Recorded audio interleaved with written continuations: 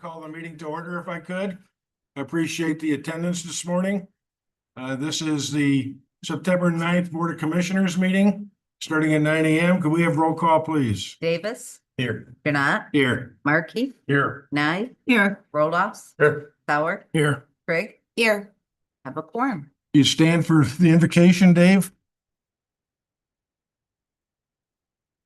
Heavenly Father, we come to you today asking your wisdom and guidance as we deliberate the issues and priorities of our county.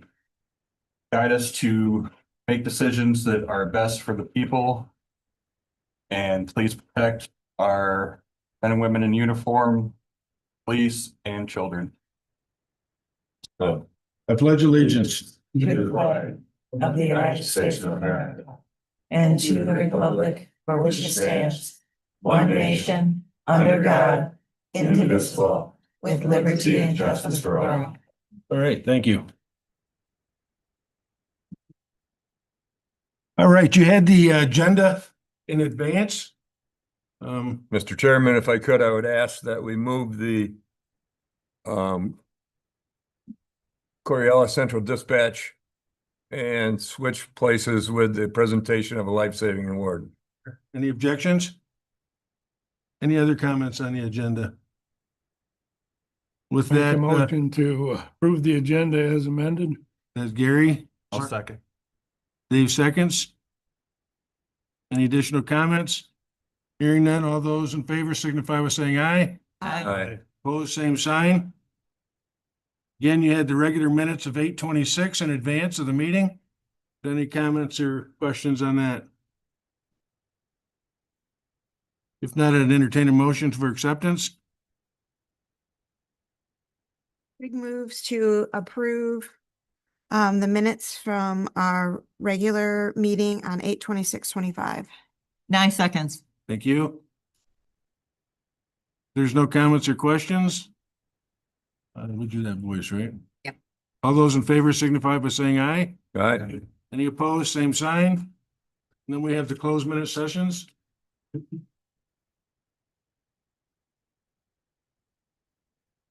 You.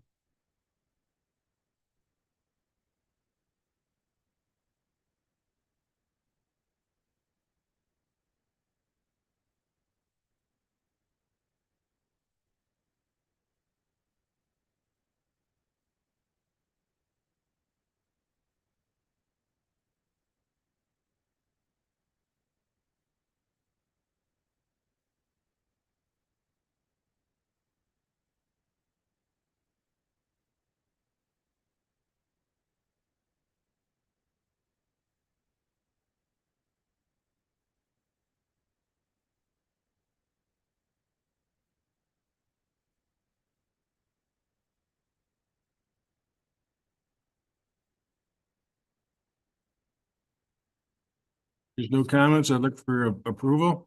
Mark Hill motion that we approve the meeting minutes of the closed session of 8/26/25.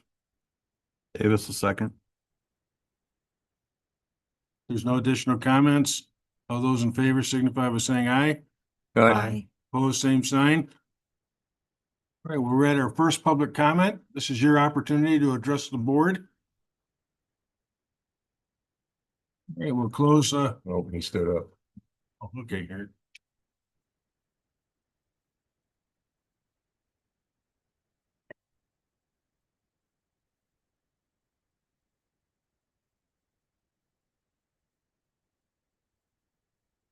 So on the agenda today, there's a recommended motion. You would identify yourself. Eric Van Duzen, Ben Dilley, sorry. Thank you. There's a recommended motion to authorize a challenge to the DHHS request for proposal for public behavioral health services by joining any litigation involving Central Wellness Network, Northern Michigan Regional Entity, and associated partners, with the understanding that no costs will be assessed to the county. When Chip was here, Johnson was here last month or a few weeks ago, he discussed that there is a pending case. And I think that this motion would encompass that. I'm wondering whether or not any of you have reviewed any of the documents that have been filed in the court of claims in that case. That case originated in December of 2024. And there's summary disposition motions being filed in that case, and it's going to be scheduled for oral arguments, I'm assuming, in the Court of Claims pretty soon. And I think before you, even if you agree in principle with what Chip proposed, I don't think signing on to blindly some litigation that's already pending in the Court of Claims, and this would also encompass any future litigation that might be filed, even at no cost, without having your corporate counsel review the litigation documents that you're considering signing on to.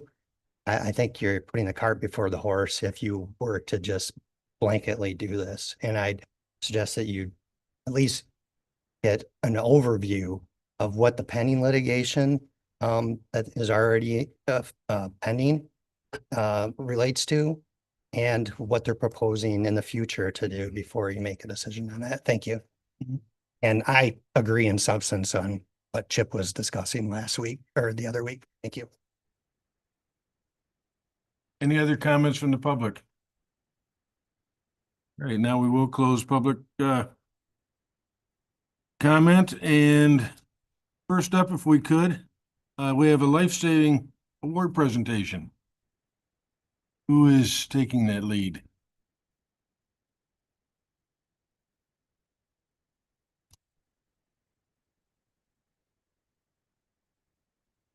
Good morning, Corey Ellis, 911 Director for Benzie County.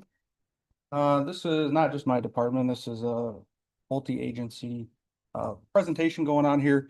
What I'm going to do is I'm going to read a synopsis of the incident that took place, and then I'm going to invite up my colleagues, Chief Ranger Scott Deckers and Benzie EMS Medical Director Tom King, to say a bit about their involvement in it as well and recognize their employees as well. So we'll get right to it. On July 11th, 2025, Benzie County Central Dispatch received a 911 call reporting a serious medical emergency on the Platte River.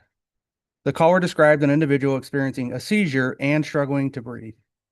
Within seconds, dispatchers verified the caller's location. They began initiating emergency medical dispatch protocols while simultaneously alerting emergency responders. This immediate recognition of the severity of the situation and the swift coordination of resources ensured that help was on the way without delay. Responders arrived on scene just 6 minutes after the initial 911 call, where they continued life-saving care until the patient regained a pulse and spontaneous circulation returned. From there, the patient was transported to Munson Medical Center, where they went on to make a full recovery. This outcome is a powerful example of what can be achieved through collaboration. Every link in the chain of survival played a critical role. The quick action of the caller, the precise and timely work of our dispatchers, the rapid response of emergency personnel, and the expertise of hospital staff. Each step built on the other, leading to the ultimate success. A life was saved. This incident not only demonstrates the effectiveness of our systems and protocols, but also underscores the dedication, professionalism, and teamwork of everyone involved in emergency response across Benzie County. At this time, I'm going to invite up everyone involved in this, and each department representative, like I mentioned, is already here, and they're going to present their awards. They're going to have a little bit to say as well, and we'll recognize the responders involved in this. So Ranger Wasink, if you would step up, Ranger Weber, Ranger Baum, Emergency Communication Specialist Janet Engler, Emergency Communication Specialist Dusty Roush, Paramedic Delzio, and Paramedic Johnson.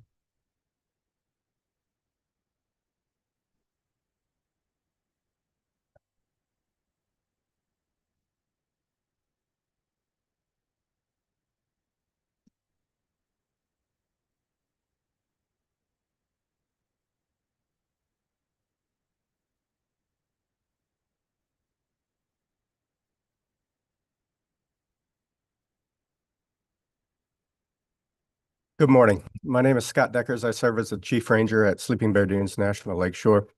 This morning, I'm joined by the Superintendent of the National Lakeshore, Scott Tucker, as well as Supervisory U.S. Park Ranger Paul Challop. They'll be presenting the awards to the Rangers here in the room today. There's an additional Ranger that was not able to be with us here today. Unfortunately, he had to deploy out to Oregon for a wildland fire over the weekend. We'll present his award to him at a later time. I want to start off by saying thank you very much for letting us join you here at your venue. Here in Northern Michigan, we rely on positive partnerships and effective interagency cooperation. So it's very fitting that we jointly recognize all the personnel here together today. This incident represented interagency cooperation is at its absolute finest. It resulted in a life saved. Statistics would show that saving a life in similar circumstances is unlikely, and it's even more rare in a national park. We work in extremely remote areas, often resulting in delayed or extended response times. However, on this particular day, family quickly called 911.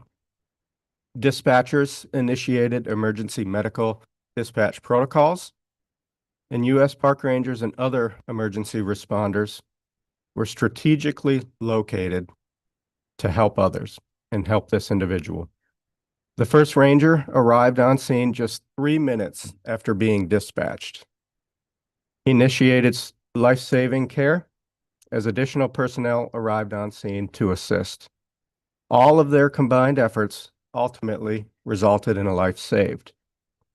It is truly heartwarming to know that dispatchers, paramedics, EMTs, and law enforcement officers, such as these being recognized today, exist. They show up every day in hopes of helping others. I'm honored to work with all of you that are here today being recognized. I would like to offer a few words of appreciation from the survivor's daughter. The National Park Service posted on social media, on Facebook, after this incident, just showing appreciation to the dispatchers and the first responders that saved this individual's life. And it received a lot of love and a lot of attention, but what was most moving to me was the comment posted on that feed by the survivor's daughter.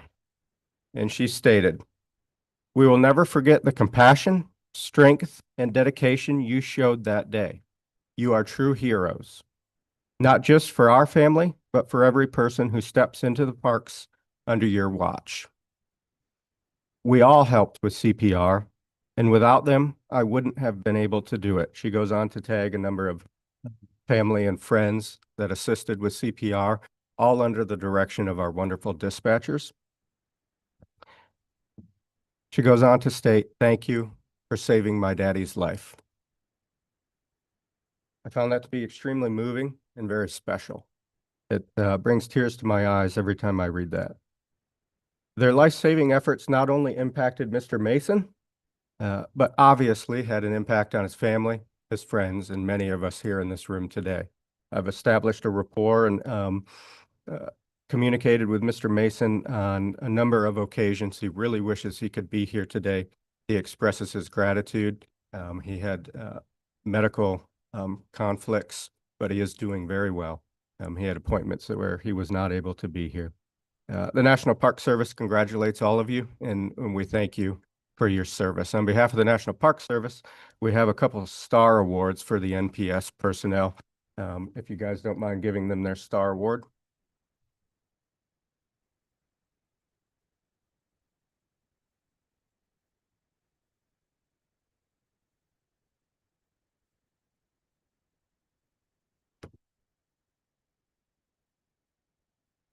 Thank you very much.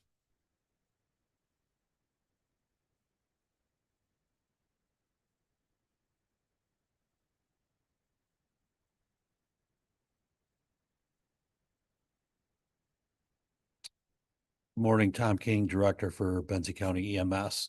Just to follow up on what Mr. Deckers had to say. It's not unusual to go out on calls in rural areas. We live in a rural area. But it is unusual, as he pointed out, that when we have someone in cardiac arrest, to get them back, survival rates. I would say that our recent changes in dispatch and our dispatch protocols and programs we're using are effective and working. And that has been shown a couple of times now to save people's lives, and the different information we're able to give callers over the phone to help with CPR, keep people on the phone longer to help give accurate instructions for them. Obviously, we were able to get into a remote area rather quickly. I think there's more to it than just having the luck of the draw. You know, we didn't just have, it wasn't just luck that we had people in this given area or that given area.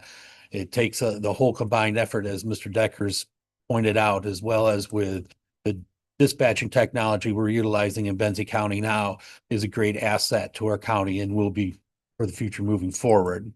And with that said, you know, in EMS, we do these types of calls all the time on a regular basis, but it isn't very often that we get to see survival rates.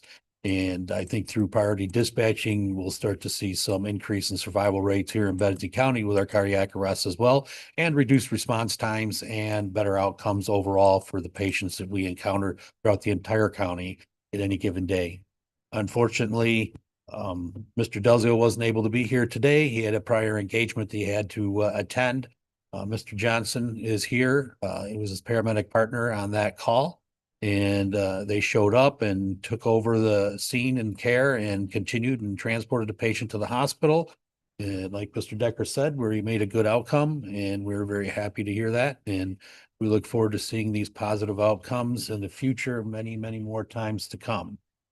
So, and when I see Matt Delzio again, I'll make sure I give him his award then. In the meantime, Mr. Johnson, I have us linking them both. Certificate of Nathan.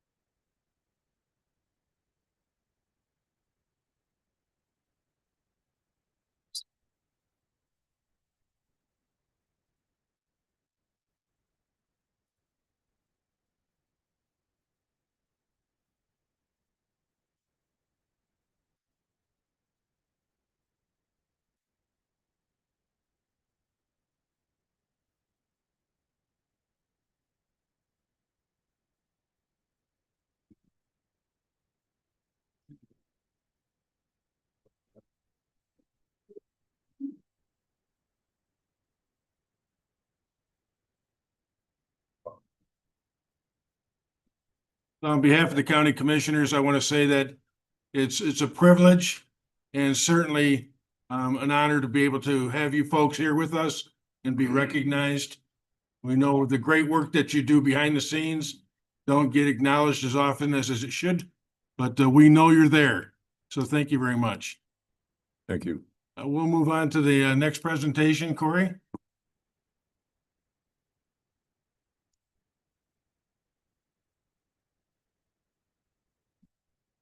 Corey Ellis, 911 Director, Benzie County. Long time no see. Submitted in the packet is the quarterly report for dispatch.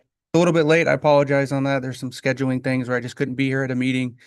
I didn't want to include something as a report without being here. So this report encompasses April, May, and June of 2025. The first page you'll see there just covers our mission statement, our department values. The first page of stats is going to be page 3, where we talk about Q2 as a summary. We had 1,569 911 calls, over 4,700 admin calls, average answer time of 3.2 seconds for our 911 calls. And as you hear me report pretty regularly, when we talk about our industry standard, where 98.7% of our 911 calls are answered within 15 seconds. That's our measurement from an industry standard perspective. So we're well above what's required. We're doing great work. Next page, we look at April specifically. You can see for those maybe not aware of the industry or the usual, we do take more admin calls than we do 911 calls. That's across the board, every 911 center across the state. That's normal. You'll also see that on day shift between 7 a.m. and 3 p.m., that's the highest amount of administrative calls. That also makes sense from a business hour standpoint. That's when the offices are open, county government, state government, all of those things. So that makes sense as well. There's some various stats on the side. I'm not going to read through all of these, but one of the things that I'll probably speak about each time In the box on the right, under the key metrics, you'll see something called safety profiles created. And that number for April is 4. So what that's referring to is our Smart 911. We are trying to be more involved in promoting that, getting people signed up for that, helping them navigate the sign up process, having it available at various events that we go to, things like that. So we're trying to increase those numbers, but 4 is what we had for April. If we move on to May, again, we see a lot of the same things where day shift has the most administrative calls. That makes sense. Again, we look at the safety profiles created in the box on the right. We're at 8 for that month. When we look at June, again, kind of you're seeing the same trends there. We didn't have any safety profiles created in June. So sometimes we just don't have anybody sign up. Sometimes we have a lot of people sign up. It just varies month to month. We go to the next page. We look at some of our phone metrics. That's where that Nina standard answering time comes in. The lower number or the higher one to achieve is 15 seconds. We're well within that standard. We surpass it. We do very well. In April, we were at 99% of our calls were answered within 15 seconds. And as you can see in the previous slides, our average answer time is 3.5 seconds. So we are doing great work. This graph on the right of that just shows it in a visual of our answer time. That's all that is. The next page talks about our CAD. So the last time I was up here, I spoke that when I look at what a workload would be and where I'm trying to pull statistics from, and what I like to look at is our CAD. There are things that happen, whether they be a phone call or on the radio or inter-office, that may not be captured somewhere else, but they will be captured in our CAD system, which is our computer system called computer-aided dispatch. So when we look at these numbers, to me, this is more representative on a higher level of what our workload would be.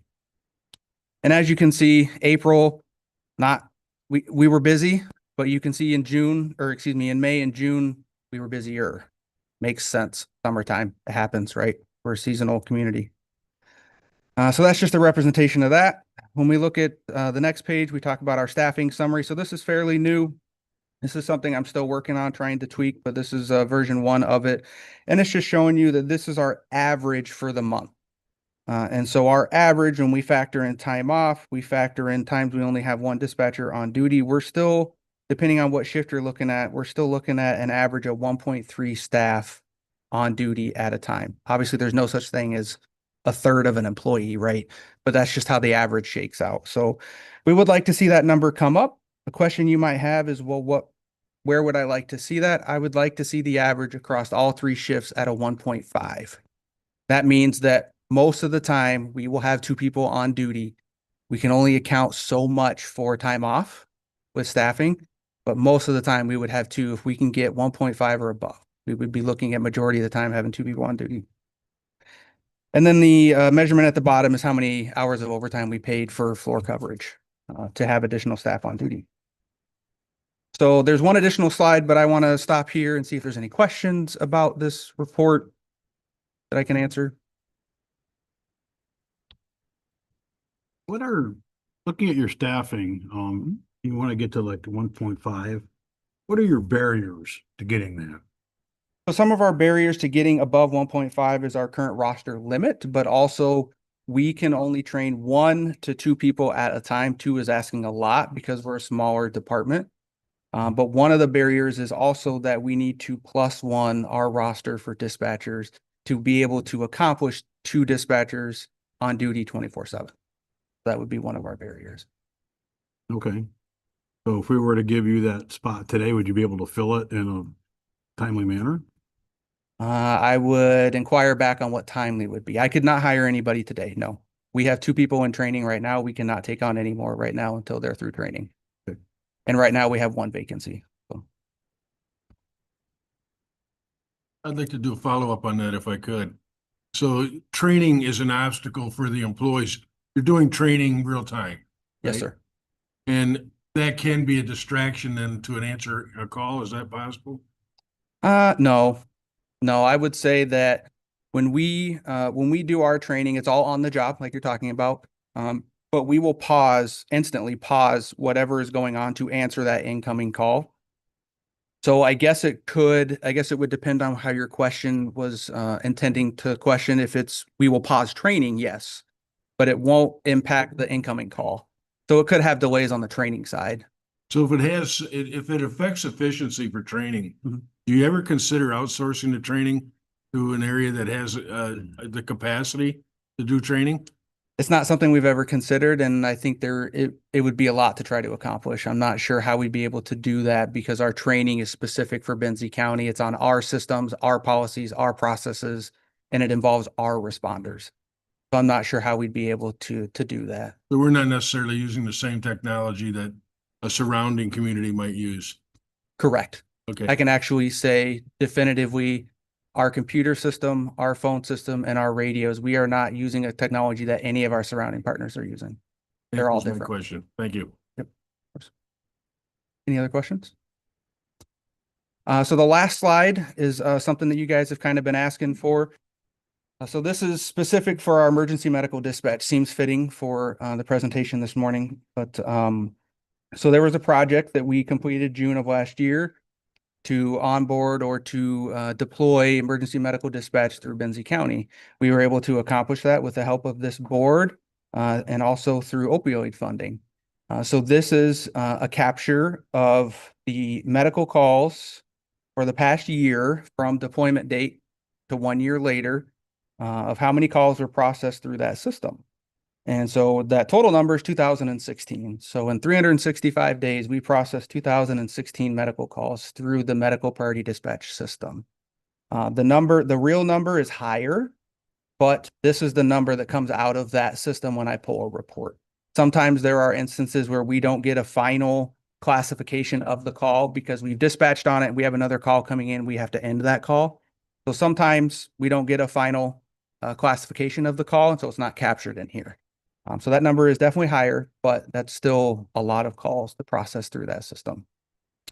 One of the ones specifically that we talk about that would be related to opioid is overdose. And so there was 20 of those calls captured in the system. And I'll restate that same disclaimer beforehand. That's not all the overdoses in this county. If a call comes in and the end result is an overdose, but they're unconscious, not breathing, that's not coming as an overdose. That's a cardiac arrest.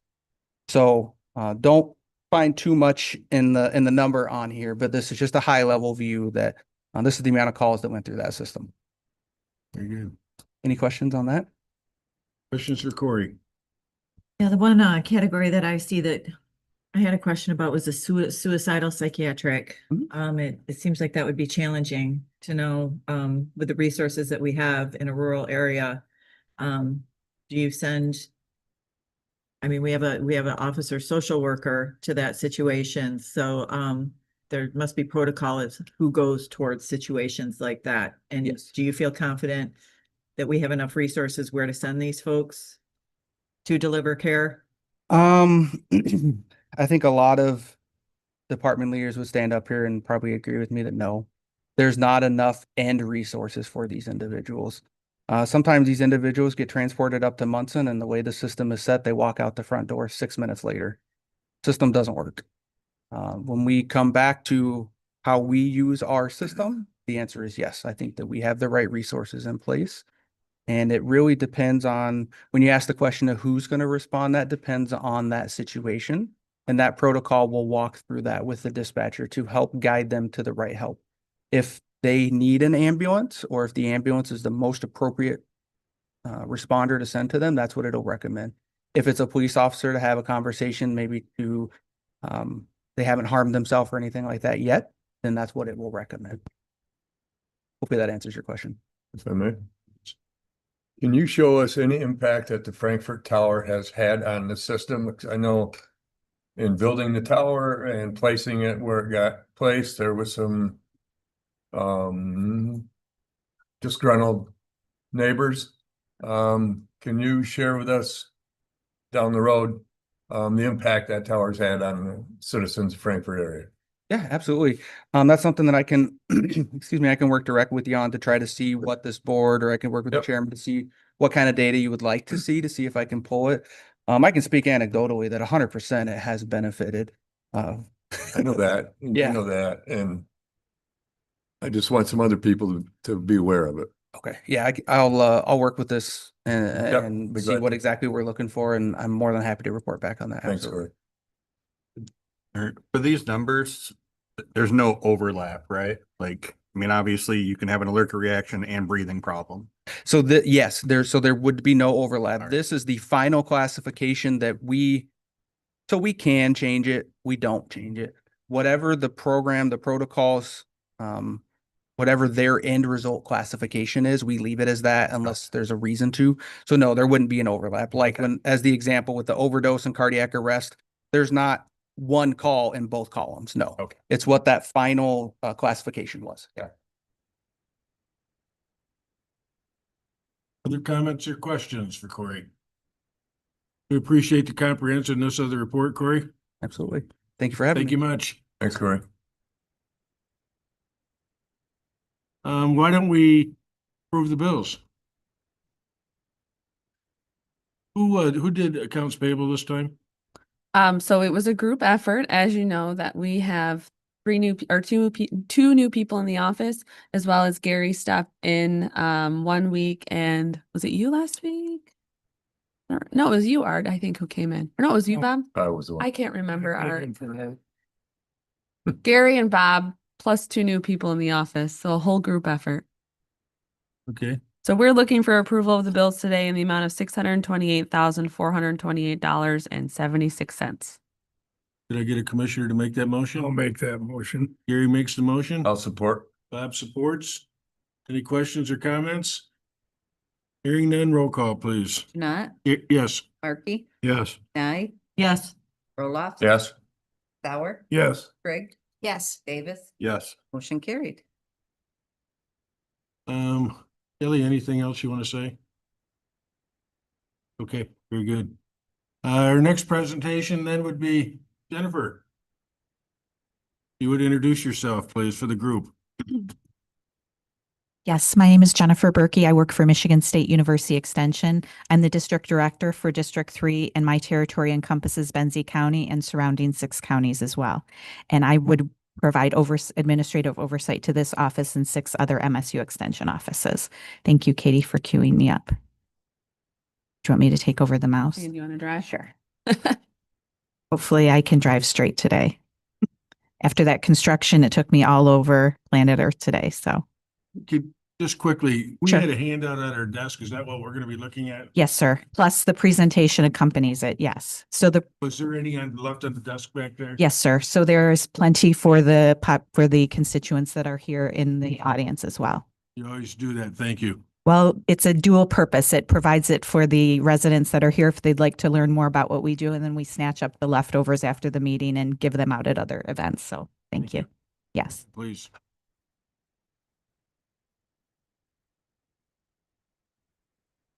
Here we go.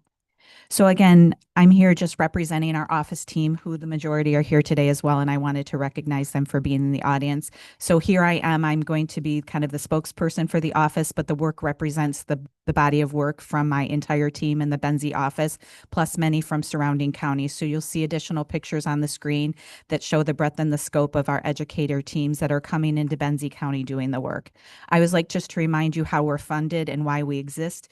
Again, our sole purpose is to bring the university to the people. When our land grant college was established, the caveat to getting that land in East Lansing was that we would be providing educational outreach to county residents, recognizing that not everyone has the opportunity to travel to East Lansing to get knowledge. So that's how we were created. Our funding stream is very diverse. We're funded by state, federal, county, which includes Benzie County, and grant dollars being our largest source of funding for our university operations. We recognize that for every dollar invested by our partner entities, it yields at least $6 in programs and services. So again, this just represents the cover shot of the report that the chair recognized. And again, I just want to give a special shout out to our report by the numbers, and then I'll get into some special stories that I'd like to share as well. So again, our programs and were accessed by there are 190 unique programs accessed by your residents. So that's the equivalent of us doing a class potentially in this room every other day. And the reason for that is post-pandemic, we pivoted and we've been doing quite a lot of our classes available in a variety of ways. I like to lovingly call it MSU Extension on Demand, where you can access those programs at your convenience. You can come to a class that's held in person. You could possibly access that same class in an online format, such as New Commissioner School was last year. It was partly in an asynchronous course and then partly in person. It can be a video or some sort of media event that they can access as well and stream it to their home. So again, I just like to give that special shout out that it's available to individuals based on their access and need and how they would like to access that program.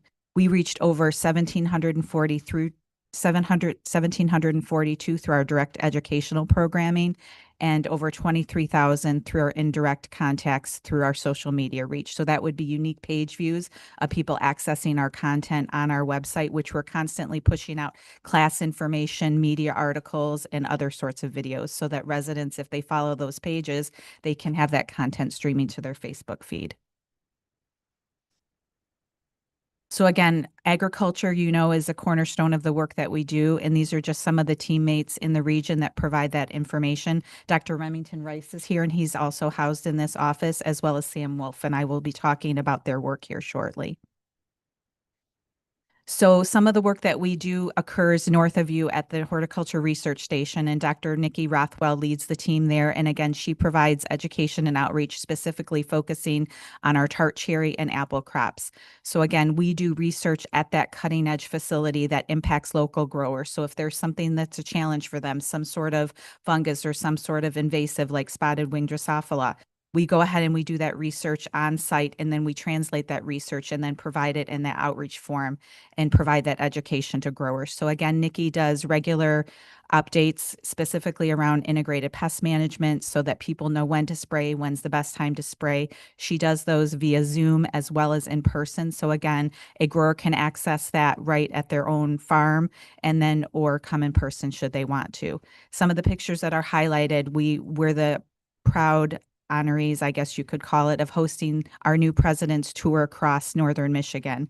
And so he came and visited. He brought over 80 different scholars from Michigan State University who learned a bit more about what we do here in the north. So again, Nikki's station was featured. And when I attended there, they said that that was their favorite part of the event, was learning more about what Nikki does and her dedication to the growers.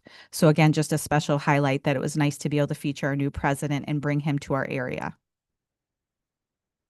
Farm business management is another piece of work that we do, and that's done by Dr. Chris Bardenhagen up in Leelanau County. Again, he works with area growers on succession planning, helping them be able to become more profitable.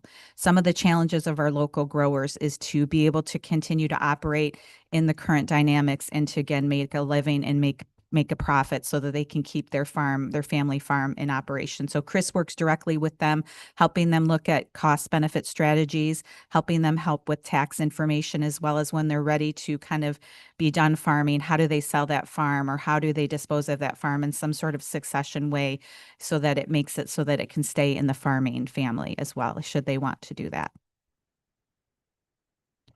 We're going to talk a little bit about farm stress and agribility, which is Remy's and Samantha's area. So again, farm stress, you've heard me talk about that before.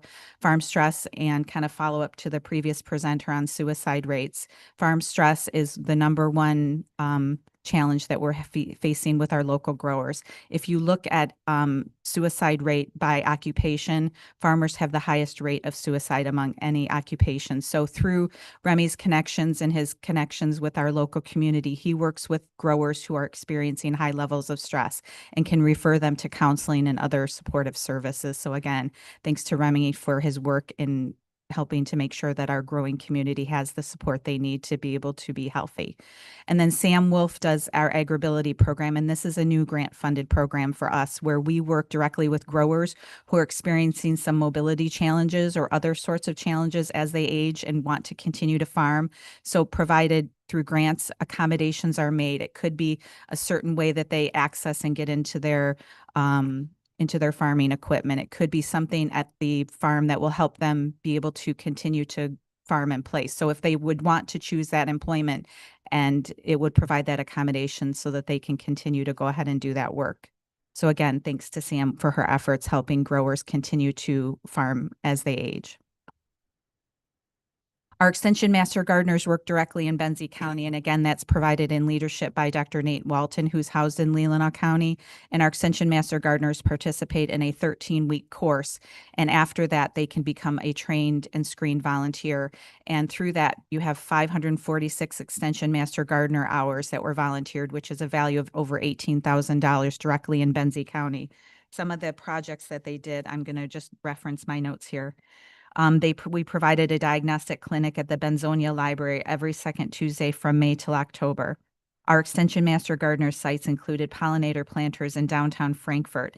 And last year, at least 72 citizen science observations counted over 300 pollinators. So there's a QR code. So as people encountered with those pollinator plants and those signs, then they could scan that QR code and count the number of bees or other pollinators that experience that. So there were 72 residents that interface with that, as well as then the beautification of those downtown planters as well.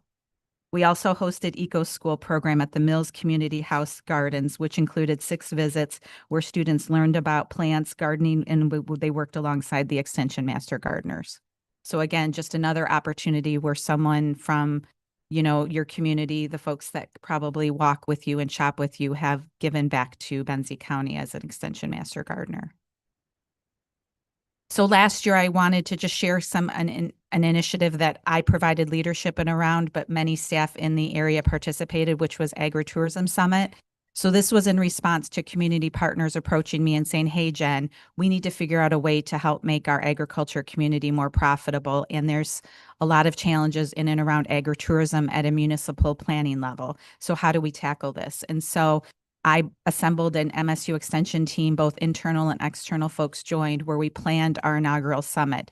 And the summit took us from southern part of Leelanau County up to the northern part, where we toured agritourism sites, and individuals that attended would be planning and zoning officials, entrepreneurs, growers, other folks and elected officials that came, and they learned more about what agritourism is, what it can bring to a community, as well as what are the challenges that face local zoning and planning for that. And that was day one. So we did the farm tour on day one. We ended at Farm Club, where we had like a networking event. And then day two was at the Haggerty Center, where we brought together speakers from across Michigan and even outside of Michigan to provide best practices, pitfalls. Entrepreneurs shared ways that they kind of managed some of the challenges working with planning and zoning. We also brought in planning and zoning to talk about their perspective, and again, just tried to increase individuals' understanding to create a more friendly space for agritourism. Research shows that agriculture producers can't operate the way that they traditionally have, which is to grow their products and sell them outright. So there needs to be some other source of revenue stream. And then the agritourism seems to be one way that can accomplish, is to bring a unique experience.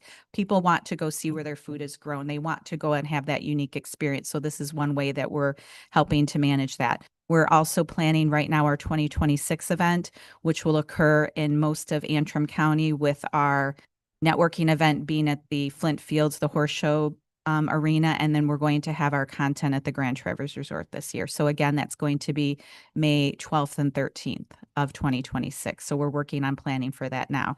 We had a huge response from participants wanting to know when we would do it again. And so that's our tentative plan right now for 2026. So we're going to transition a bit. I know I spent a lot of time talking about agriculture. Obviously, that's a cornerstone of what we do, but we're going to spend some time talking about youth development. And Allie's here representing our 4-H program. So we'll talk a little bit about some of those accomplishments.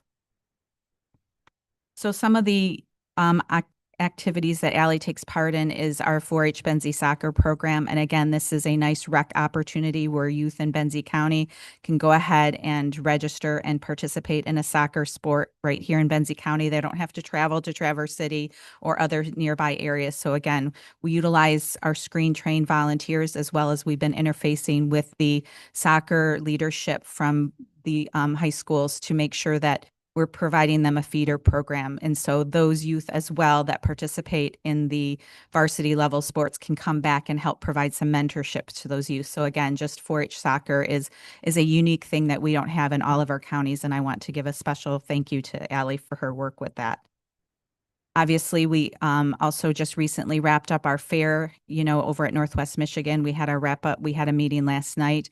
And again, it was just a record-breaking fair where area youth had an opportunity to raise a livestock program, participate in the livestock program, raise a livestock project.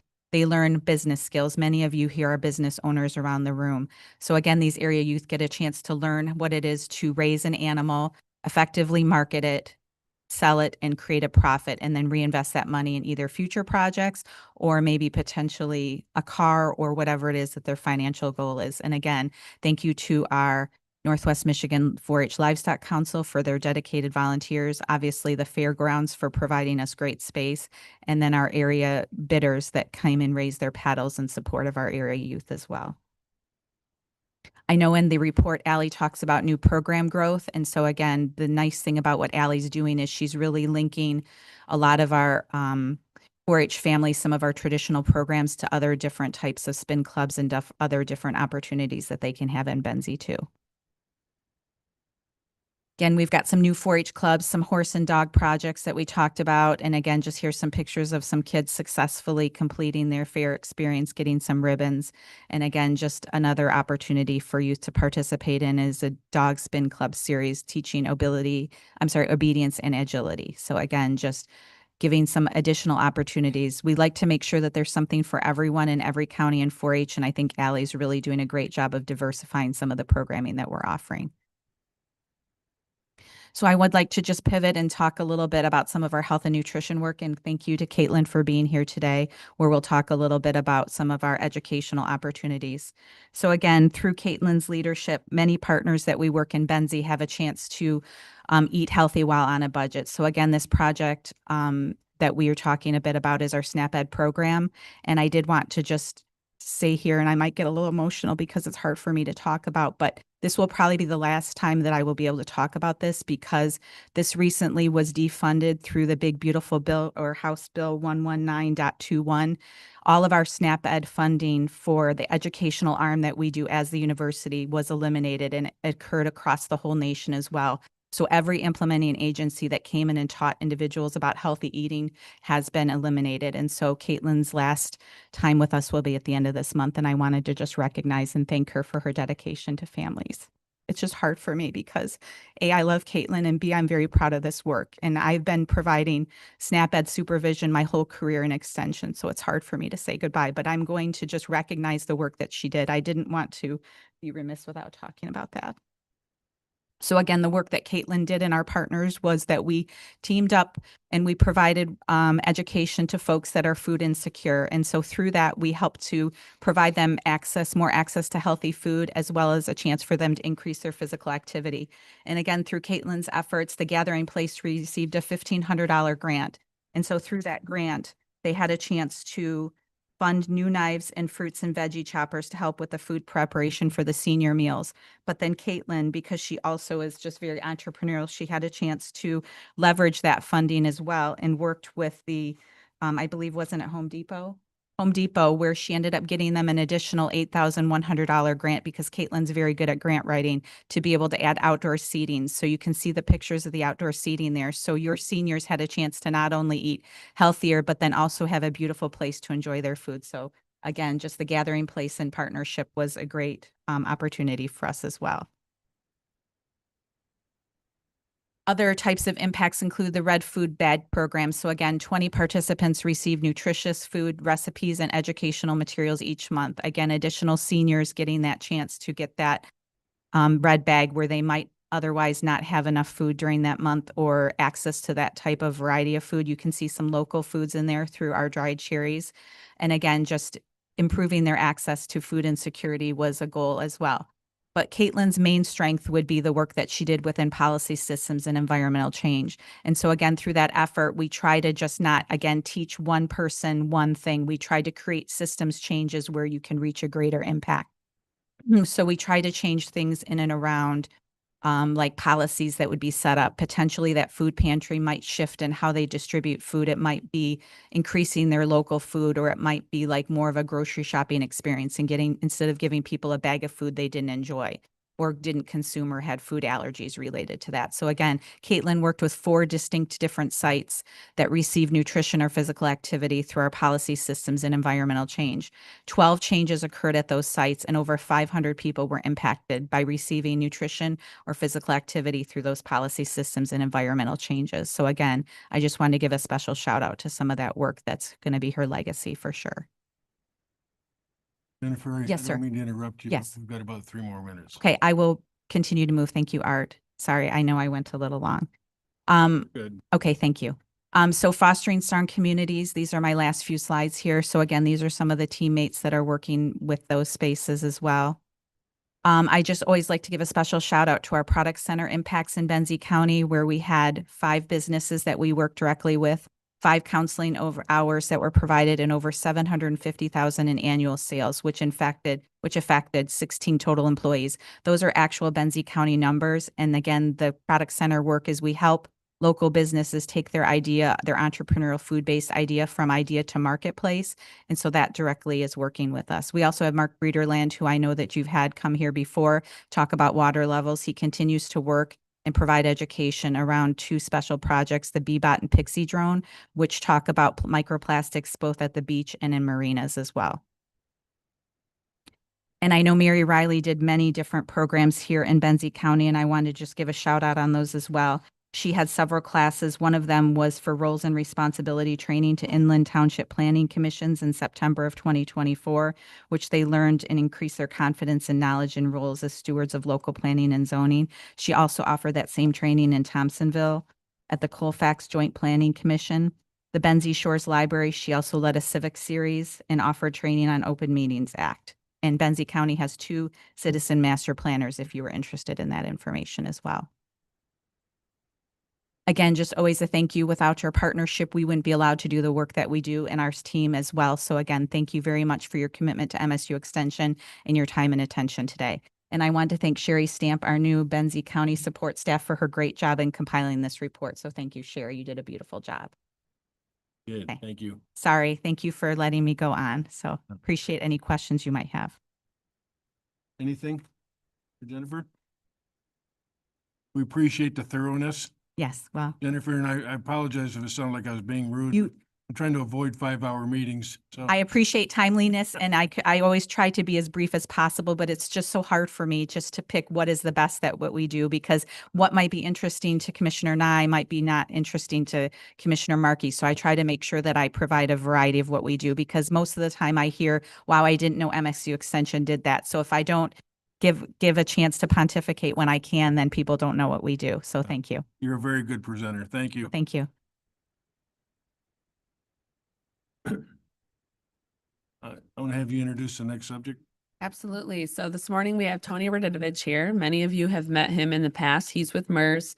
He's going to go over the actuarial report that we all received. It is in your packet, and as I had also set it out a couple of months ago when we first received it. It's also located on our website. I have put the last, I believe, 7-ish years on the website on the admin page for those that want to view the actuarials over time. But I'll invite Tony up to the podium. Good morning. You want to put it on the screen or no? All words. So. I know it is. It's not really exciting. Yeah, they have it in their packet. Good morning, and thank you for inviting me here to talk to you about your defined benefit pension plan, which is a legacy cost now. You got a few members left in it, but mostly it's a legacy cost. A little bit about myself.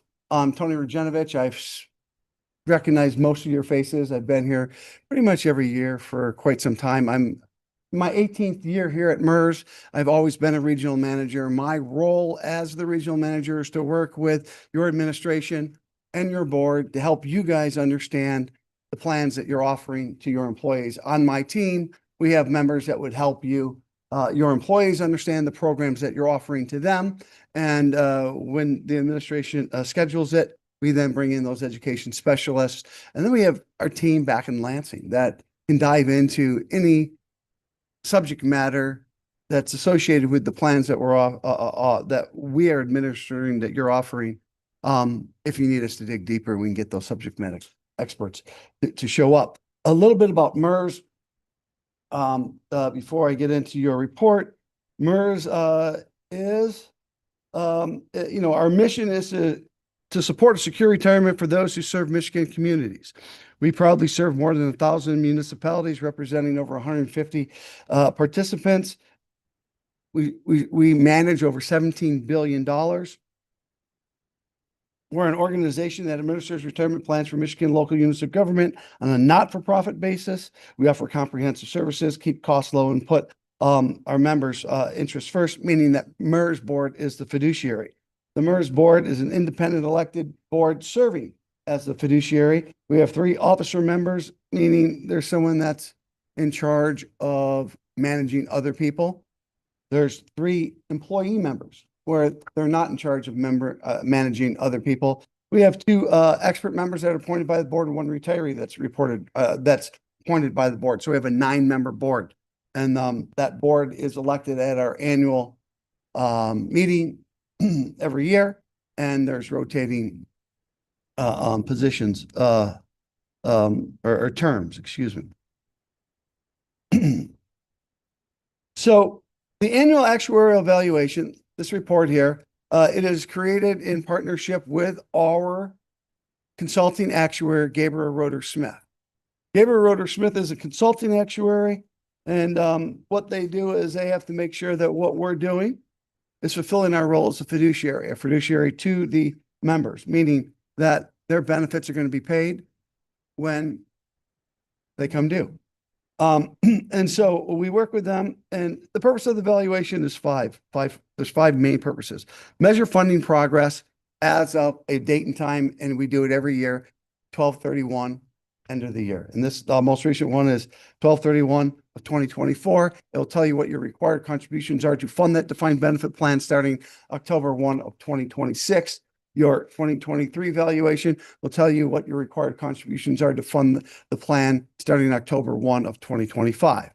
And so this is a report that you got about 15 months prior before those rates go into effect, so you have time to budget for them. It establishes contribution requirements for the fiscal year. I just said that. Provides information regarding an identification and assessment of risk. And if you want to get into that in great detail, we could. Provides information for your auditors with the Government Accounting Standings Board and statements. And it provides information to assist with state required reporting due to Public Act 202. It has a lot of other information in there, which is really important, but it does fulfill those 5 main purposes. If you get the online version of this, you really want to dig deep. It shows you an appendix of where all the assumptions are that we use to develop this report. And when we talk about assumptions, let me say that the board just adopted in February the results of our most recent 5-year experience study. And what that does is we take all of the assumptions that we're using and we value them back to the experience of the plan statewide. And we want to see if the assumptions that we're using are still valid. And if there's any technical changes or if there are major changes that need to be done. In years past, I will tell you that, we changed the assumption on life tables, or we changed the assumption on how much we assume we're going to make over the long term. Well, none of that happened over this most recent 5-year experience study. There are some small or minor assumption changes that were put in place. And we have a full experience study report about what those changes are. If anyone is interested, and it's on our website for you to dig in a little bit deeper. Now, as we get into a little bit more drilled down to how is the system doing at Benzie County? Well, you were 67% funded in last year. Now you're 65% funded this year. We were expecting you to go down, mostly because of the 5-year smoothing aspect. And we explained smoothing in the executive summary of what that means. But what happened in 2022, there was a loss. There's a loss across all markets. And we only recognize 1/5 gain or loss in any given year. And so now we've recognized this would be the 3rd year of that loss. But what else happened here at Benzie County is there was, I think more retirements last year in 2024 than we've seen in past. And so not only are we recognizing this loss of assets that's smoothing in from 2022, we've seen liabilities go up because I think we probably had some retirements that were retirements of people probably retiring a little bit sooner than accounted for. What that means is you're eligible to retire, but just because you're eligible doesn't mean it's 100% certain that you're going to. So they put a value or probability on that. And if everyone retired at the earliest eligibility, then that would cause an unfunded accrued liability because some people work much longer. And one of the biggest drivers of people working longer than their first eligibility is, well, they like the employment that they're doing. They like the benefits that they're getting outside of pension, meaning healthcare. And that usually keeps people to work a little bit longer. We know that in our public safety units, a lot of times those individuals are moving on and collecting their retirement because the fiscal work associated with public safety is what I've been told over the years. We could look through, if you wanted to see exactly where that difference was in going down in funded position, there were a few of your divisions where your liabilities did increase, even though they're closed divisions, and more than what was expected. And there's a handful of them that, as I went through, that caused some of that liability to go up. So now what we do, we look at a projection, we put in some tables of projections, and then we also did it in a graphical format. We do expect that in your 2026 evaluation, that will be the last year of that 5-year smoothing from 2022 losses. That's when you're going to come down. We expect you to drop down to 63% before you start going back up. Your annual estimated cost over this projection right now, it's about 1.12 million. In the 6-year projection, we see that getting up to 1.4 million. If we look out into a longer time period, we see that your annual contributions are going to peak right around 2040. And right there, it's going to be in 2040 dollars, by the way, not $25, but it's going to be about 1.55 or $1.6 million. Then it's going to drop down to basically the normal cost, which will be very small at that point, because you only have about 49 members still in the plan. And 15 years from now, you'll probably have less than that in the plan. And all of your new hires, since the change to defined contribution and all those coming on, replacing those retiring defined benefit members, they're going to be in the defined contribution plan. So all of your required costs to pension will now be mostly in that defined contribution plan and not going to this defined benefit plan.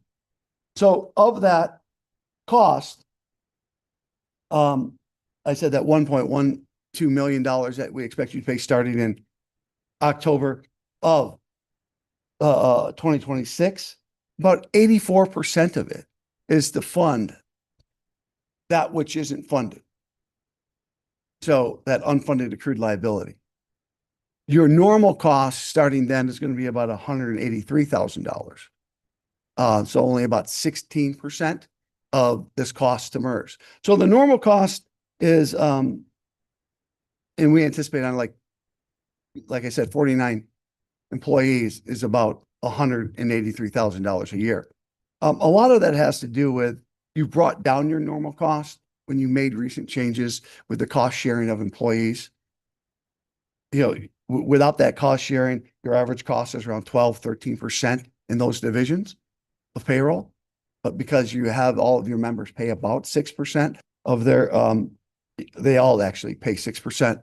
So that brought down that total normal cost. So they cost share to stay into that defined benefit plan.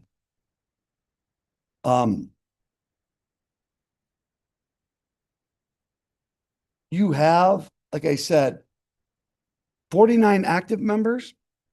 You have 38 members that have earned a pension, but yet aren't old enough to draw it down, and they're no longer working here. You have 109 retirees and or beneficiaries.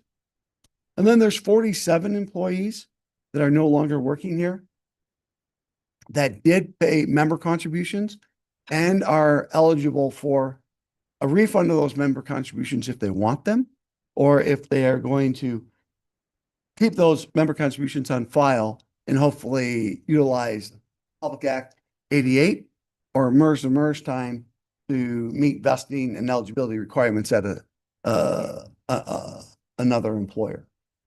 And so that totals, there's 243 members accounted for under this pension system. You have total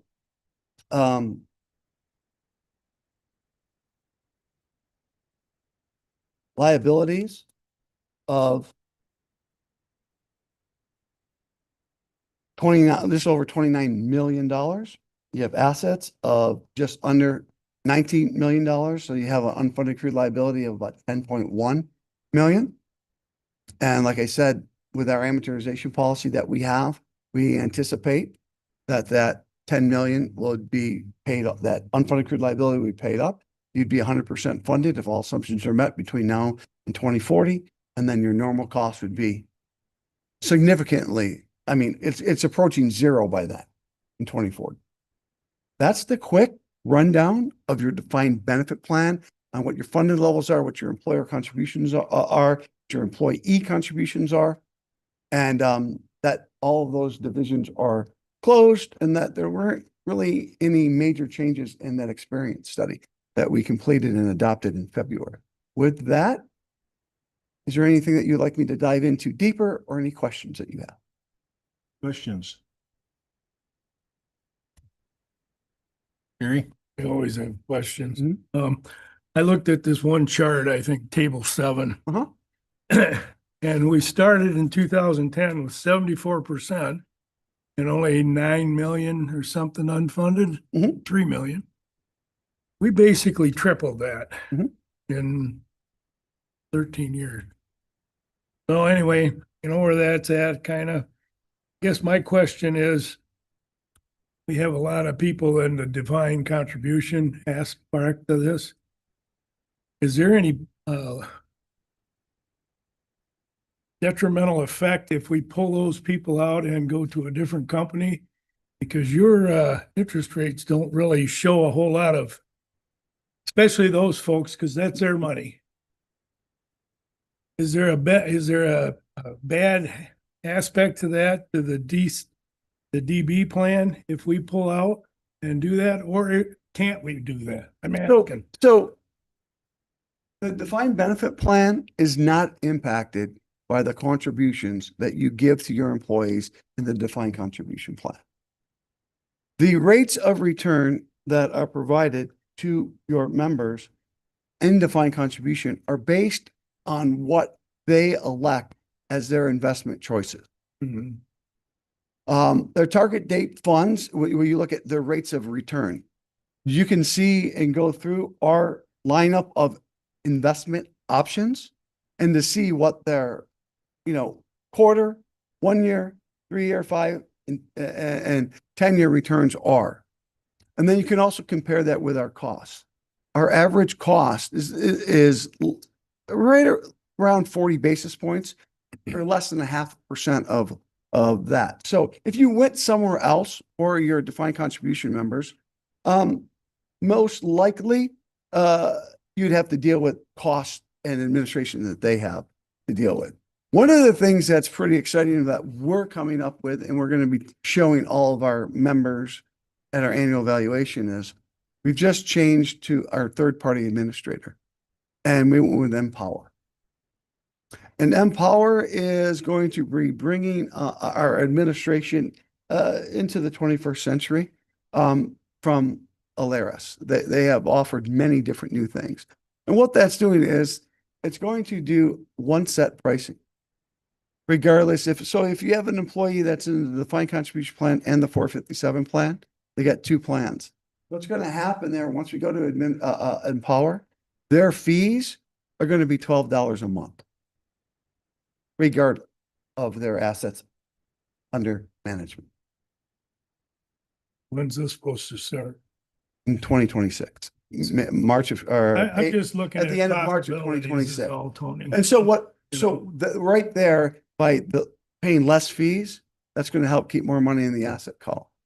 So, and if you're considering going to a non-MERS administrator of the defined contribution plan, please let me know, and we will provide you apples to apples comparisons of what we're doing so that, you know, you said you think that the returns are low, and we can show you the data so that it's not, I think, but this is what it is. And we can compare it to any other agency out there. We are as transparent as we possibly can be. We show it every single cost that's there, all the returns, because MERS doesn't control what your defined contribution members invest in, because they can invest in the target date funds. They can invest in some funds that we've made for them, or they can go to the brokerage window and there's over 13,000 options. Like if they just wanted to invest in NVIDIA, go ahead. You can do it through the brokerage window, and they can do all of that. And then there's, you know, outside, because we partner with Charles Schwab on that. So they'll pay those fees. But yes, they have the option to get whatever return that they think they want through that investment window. And so I was I'm not quite sure I understood your question about, are we limiting what those returns are? It's really, it's really what they're trying to more get. at the employees. So Perspective, you know, is this an option? I'm not saying we're gonna do it. I'm just saying, I know it's been done in other counties. Oh, yeah. And kind of, I don't like to sit back and wait to see something happen. And I just, is a justifiable thing. Go I'm ahead. gonna hit the pause button a moment. These are legitimate questions. We're at 20 minutes of this presentation. Okay. Would you like to continue? Briefly. Okay. Well, and I just want to interject you're referring to the DB table asking those questions, and Tony's talking about the DC. Great. So I don't we, wanna- you need we need to clarify, you're responding from a DC standpoint about how we can control certain investments, which is absolutely true. But you were referring to a DB table asking those questions. Started. Correct. And so I don't want things to get muddied, because with a DB, this employee doesn't have the control that Right. they would with a Right. DC. That's completely separate. But I knew before, if you tried to bail out, you had to bring yourself up to that 100%. Moved on to a different company or something. So From a that- DB standpoint, Right. yes. Yeah. We're gonna let another commissioner jump in. Okay, I'll You've been quit. able to ask a few questions. Brenda? Yeah. Hi, Tony. Thanks for being here. When I first became a commissioner, I was asked, you know, what's your biggest concern in the county? And it was this. I answered our unfunded liability with our MERS. If I am a layperson who says in 2015, we were funded at 67%, and now we're at 2024, we're funded at 65%. And I go to my, you know, my phone here and I ask AI, how has the stock market performed from 2015 until 2025? And it says an annual compound annual growth of 13 to 14%, up and through 2022, and strong performance years in 23 and continued gains throughout 25. Doesn't feel like our investments reflect that. When I see numbers like 6% return, down to 4 point something return, up to 6% return. And I understand smoothing. I don't understand smoothing, but I believe it's supposed to protect us from extreme highs and extreme lows. But if the trend seems to be a good stock market over 10 years, why do we go from 67% to 65%? Thank you for the question. I completely understand what you're talking about. So let's understand what the funding percentage is. It's a ratio of liabilities and assets. In any given year, liabilities can go up or down, assets can go up and down. So funding percentage is not typically, or is not only driven by asset performance. So what we did over the last previous experience studies is we had assumptions that were not accurately reflecting the liability of the plan, the cost of the plan. We were stating that people were going to die here when they were dying much older. So therefore, they were collecting many more retirement checks, thus costing the county more money. So now we had to raise the age of life because we had to more accurately project how many more paychecks you're going to pay these retirees. So if we do that, if they're going to get paid more, liability automatically goes up. So if we're talking about a ratio and liability goes up, funded percentage automatically goes down. So the other thing that happened is that prior to this era right now, or period of higher interest rates, we actually reduced our long-term rate of return, which was at 8%. This didn't happen just at MERS, this happened across the nation. So we assumed that we were going to make 8% on every dollar that you send in and that we keep on file. But what happened is that interest rates were extremely low. So our very secure bond type investments. Wait. When were interest rates extremely low? Prior to Because the Michigan pandemic. class was offering over 5%. Well, they were. Prior to the pandemic. Where's your treasurer here? Is the treasurer here? He's right. When getting that like 0.5% on your investments back in 2019, 2020? Yeah. There you go. So after the pandemic is when interest rates went up. So prior to that period of time, we dropped our long-term rate of returns down. Now, the money that you're making now, and because of the high interest rates, phenomenal. So was MERS. But what also happened at the stock market is the stock market went up, and everyone would tell you that it is overpriced. So what we have to be in is in this space here, which we say we are downside protection, upside participation. We don't want to lose the $18 million that you have. So the whole country, the whole world brought their assumed rate of returns down. In fact, at one point, they brought them down as far as to 6%. Some have brought them down as far as 5.5%. MERS is selling at 6.93%. So what that does is we have rebalanced our portfolio for right around 6.93% is our target rate of return. Over the last 35 years, MERS has returned 7.93%. So a full 1% more than what we assumed. And we have a graph on a publication we call Your Partner in Retirement. If over that time period, all we made on a $10,000 investment back in 1975 was our assumed rate of return, that would have been $421,000. But since we made more than that, that money's worth $690. So investment wise, MERS has outperformed over this long period.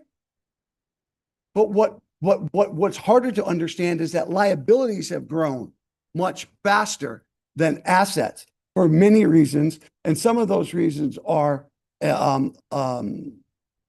assumption changes, which cause liabilities to go up. That's super clear. Everybody got that? Yeah. How long is the smoothing period? The smoothing period has nothing to do with funded ratio. Smoothing period, the smoothing has everything to do with the impact on required contributions. So assets and liabilities are impacted by assumptions and the experience of the plan. Assets are impacted by market returns, and then also experience of the plan. Are people retiring sooner than we expected and taking those assets out? So therefore assets are going out and you're paying them sooner than we would otherwise expect. Smoothing is simply taking a return, and instead of having it a 1-year calculation of assets, what we do is we smooth out 5 years of those assets to tell you what your annual required contribution is, so that the changes in annual required contributions would be smoother than if we just went with market changes year over year. So smoothing is only to help us calculate required annual contributions, where there's many different other levers that impact funded positions. Smoothing ultimately will affect funded or position because it's not a market rate, it's a smooth rate, it's an actuarial rate. You've referenced a couple times now people retiring earlier Yes. than expected. That's But just we've one. we've seen that happen here. And when they do, they're required to bring money to the table. It's not just, oh, well, I was going to work another 10 years. But they have to buy out that early retirement. I I have mean, no idea what you're talking about. You're talking Fine. about the purchase of service credit? That's is di- that what I'm talking about? that's Okay, they can't buy down their time in No. MERS? Okay, Service credit purchase is completely different than retiring early. okay. Then I am legitimately confused on that. By So, years. yeah, by years. Okay, all right. So at the end of the day, the last time you were here, we asked if we make the payments that MERS requires of us, at what year are we projected to be fully funded? 2040. 2040. And has that changed since the last time you were here? No. Okay.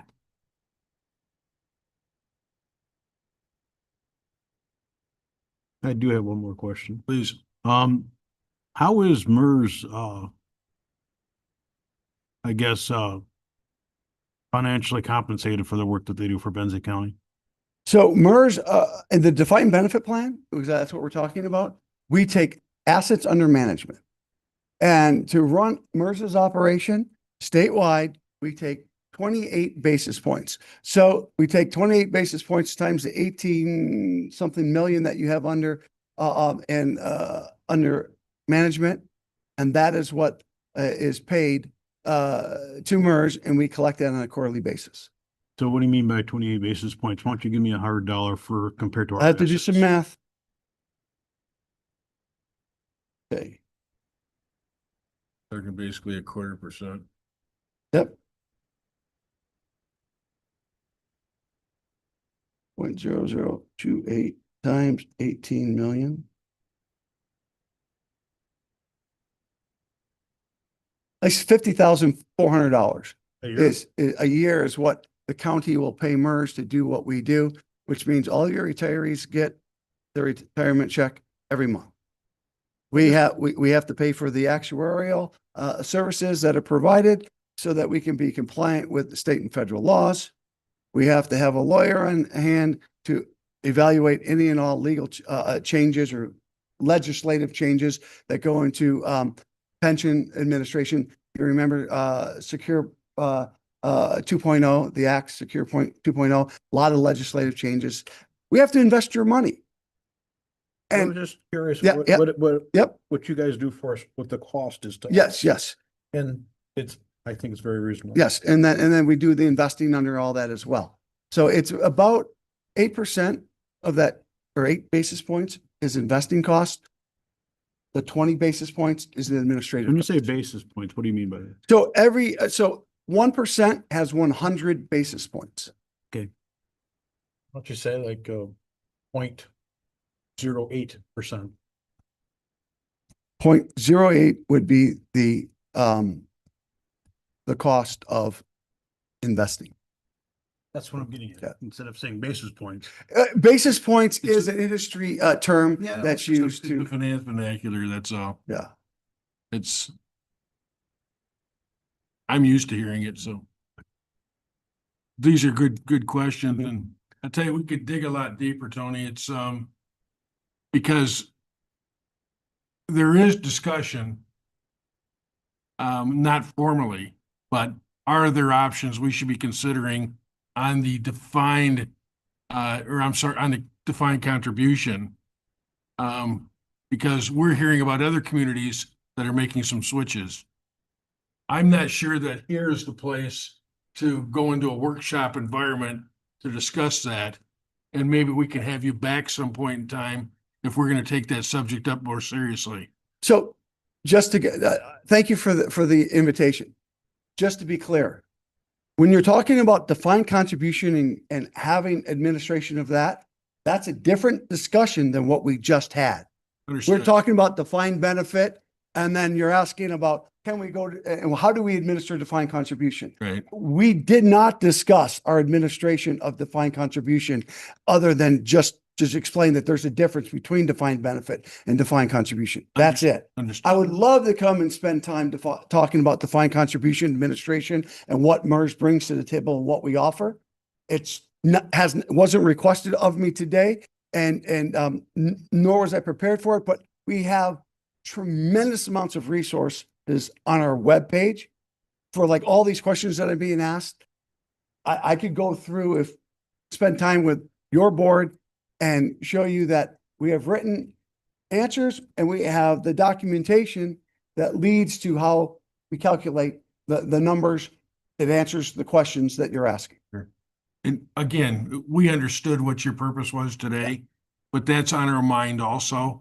And I'd like to do that if the board wants to under a different setting. Because one of the things you commented on that I think is important is it sounds like you offer a menu of investments under defined contribution that they get to elect. Absolutely. So they're controlling their own destiny within a framework. They're controlling their own destiny. That's absolutely true. And, you know, we know that there's these other groups that some of them have wanted to go to non-MERS administration. Be happy to show you exactly where everything that we offer and what those costs are and what the performance of MERS is. And I think you'd be surprised that I think some of these other communities that did that, it was probably more of a political than a financial reason. We'll work that out through the administrator. Mhm. Is there any other questions for Tony? Tony, and I'm going to leave you with one question Yeah. regarding your assumptions. The two big assumptions are return on investment and longevity. Correct. For longevity, do you use your own portfolio or do you use just specifically Benzie County's experience, or is there an industry experience you use? We use an industry, and give me 1 minute to explain it. It's a multi-generational life table. So we're not just saying that we expect men to live this long and women to live this long. What we do is whenever someone of a generation enters the workforce, they're going to be calculated at this generation. Someone that's older is going to be calculated at this generation, and it's a composite at the end. Okay. All right. Great. I appreciate that. Thanks for being here today. My pleasure. Always good to see you. Enjoy the rest of your week. Thanks, Tony. Thank you. Bye-bye. So that clearly is an important conversation for us, folks. And maybe we can take it up again. I'm sure that we will. We're at going on about 10:30. Would anybody like a 5-minute break? Sure. Let's do it. 25 minutes till. We'll come back, Indeed. please.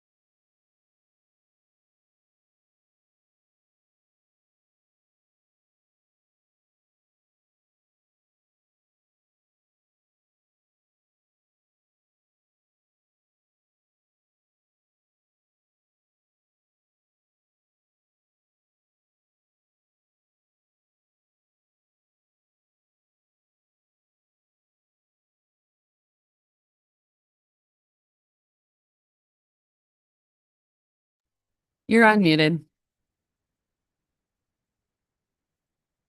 Good making Alaska bush pilot. Are we back? Yes, you are. All right, well, let's show us back in session at 10:35. Great job, folks. I want to go back to the elected official reports. I was reminded that I just kind of skipped right through that as we were doing some presentations. So do we have anybody like to do a department head, or he can be our first victim? Good morning. I am Brooke Pop with the Frankfurt Dow Memorial Airport. About a week or so ago, Christy shared our capital improvement plan with everyone, and I just wanted to follow up, see if there's any questions, and give a brief summary to those that didn't see it. So basically, it's our plan for the next 5 years. As you can see, 25 through 2029, we're going to be putting those grants towards the bond, the outstanding bond that was used to acquire the air easement. After that, we are, and this is where I wanted to clarify some language. In 2030, we are going to, what they say, 2030, reconstruct, extend the runway. We are not extending asphalt. We are just removing markings on the pavement to extend the landing area. I just want to make that pretty clear. Were there any, you said you had a question? I do, but I'd like to open it up to the commissioners first. Commissioners have any questions? Anything you want to add from the meeting that you were at? Just one thing is, so when I was there, I did ask a question that I asked here. The Michigan Department of Transportation representative was there, and I asked about exceptions.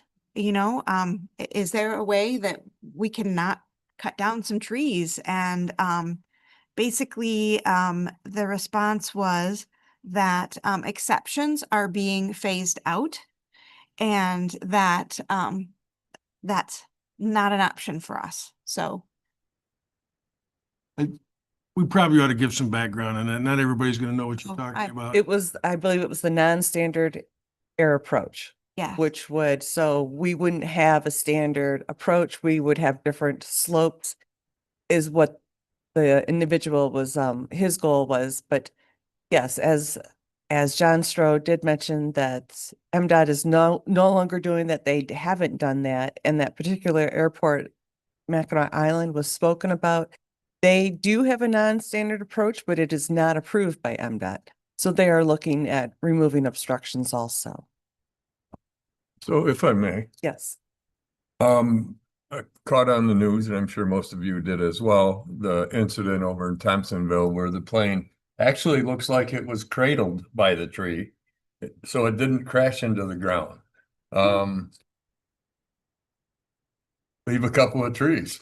But you could say if there were no trees, the airplane would not have suffered damage because he could have glided to a controlled stop. I know, it goes either way. Yeah, It thanks. wasn't in the airport trees though, was it? He No, flew out of or- Thompsonville and yeah. he was in a Yeah, Right. wooded area over there in Springdale somewhere, I believe. yep. He or she got. Brooke's just grateful it wasn't at her airport. That's. I am, She's grateful. I am. But I'm also grateful that there were at best minor injuries, so that's always a win. So, Christy, I want to thank you for attending that meeting, by the way. That was, I was glad you made us aware of it. And both Christy and I had some contacts from concerned citizens. Mhm. And one of the reasons why I asked Christy to represent us there that day. I have heard from the last meeting, and remember that this is secondhand, all right? Mhm. Right. That not only are there concerns about cutting trees and what does it look like after you do that, but the liability to the airport and potentially a lawsuit that might be coming forward to either change or prevent you from doing what you think you want to do. Can you speak to that? Not offhand, no. So what we want to do is make the airport and the surrounding area safer. And that is due to the FAA regulations. They view trees as obstructions, and in certain areas, they're safety hazards. So we're trying to make the areas safer. We don't have an underlying, I'm not sure where this is going. And so I'm not aware of any such lawsuit or anything like that. You're going to want to pay attention because I'm aware of the fact that one of your neighbors Mhm. are going to be enlisting the help of the same attorney that beat you the last time with fines. Okay. All right. And they clearly knew what they were doing because that was a substantial settlement that they had. Right. But also, so you're going to want to follow up on that. I will, definitely. Because of that, Christie, if you can, I'd like you to continue attending some of these meetings. And if you have to go into closed session, Mhm. don't let me hear that you didn't let her in. Okay? Yes. We want to hear that firsthand, Mhm. what's going on. Mhm. But the other part of it is that when you remove the trees, you and I had talked about this, you're going to leave the stumps. Yes or no? Certain areas. And we are, now that John Stroh from the meeting, we did walk some properties. So at the Pines, that is all under the purview of their specs. So on the 5 acres that the airport owns, that is getting cleared and stumped because the board decided they would like to mow that. So that's going to, we were looking at stumping the properties at the dentist and the fitness center. So then they could be maintained. And then the only area that we are considering just cutting would be the Rommel property. That hasn't been finalized as of yet. And at this point, they haven't objected. They have not. Yeah, okay. And to be fair, Mhm. the contact that I have is from an individual that has a long history of being contentious Mhm. with the airport because of earlier relationships. I put that all into context. I know that you probably did too when you met with them. Mhm. So it's, I'm not taking it just at face value. I am more sensitive based on some history we've had in the last 5 years. But I trust that you're going to follow through with us and make sure that we Mhm. understand exactly what's going on. I will. I will do that. Any other questions or comments? Look forward to future reports. Yeah, thank you for sharing that. And thanks for having me. In Brooke offline, we can talk about those comments. Any other reports?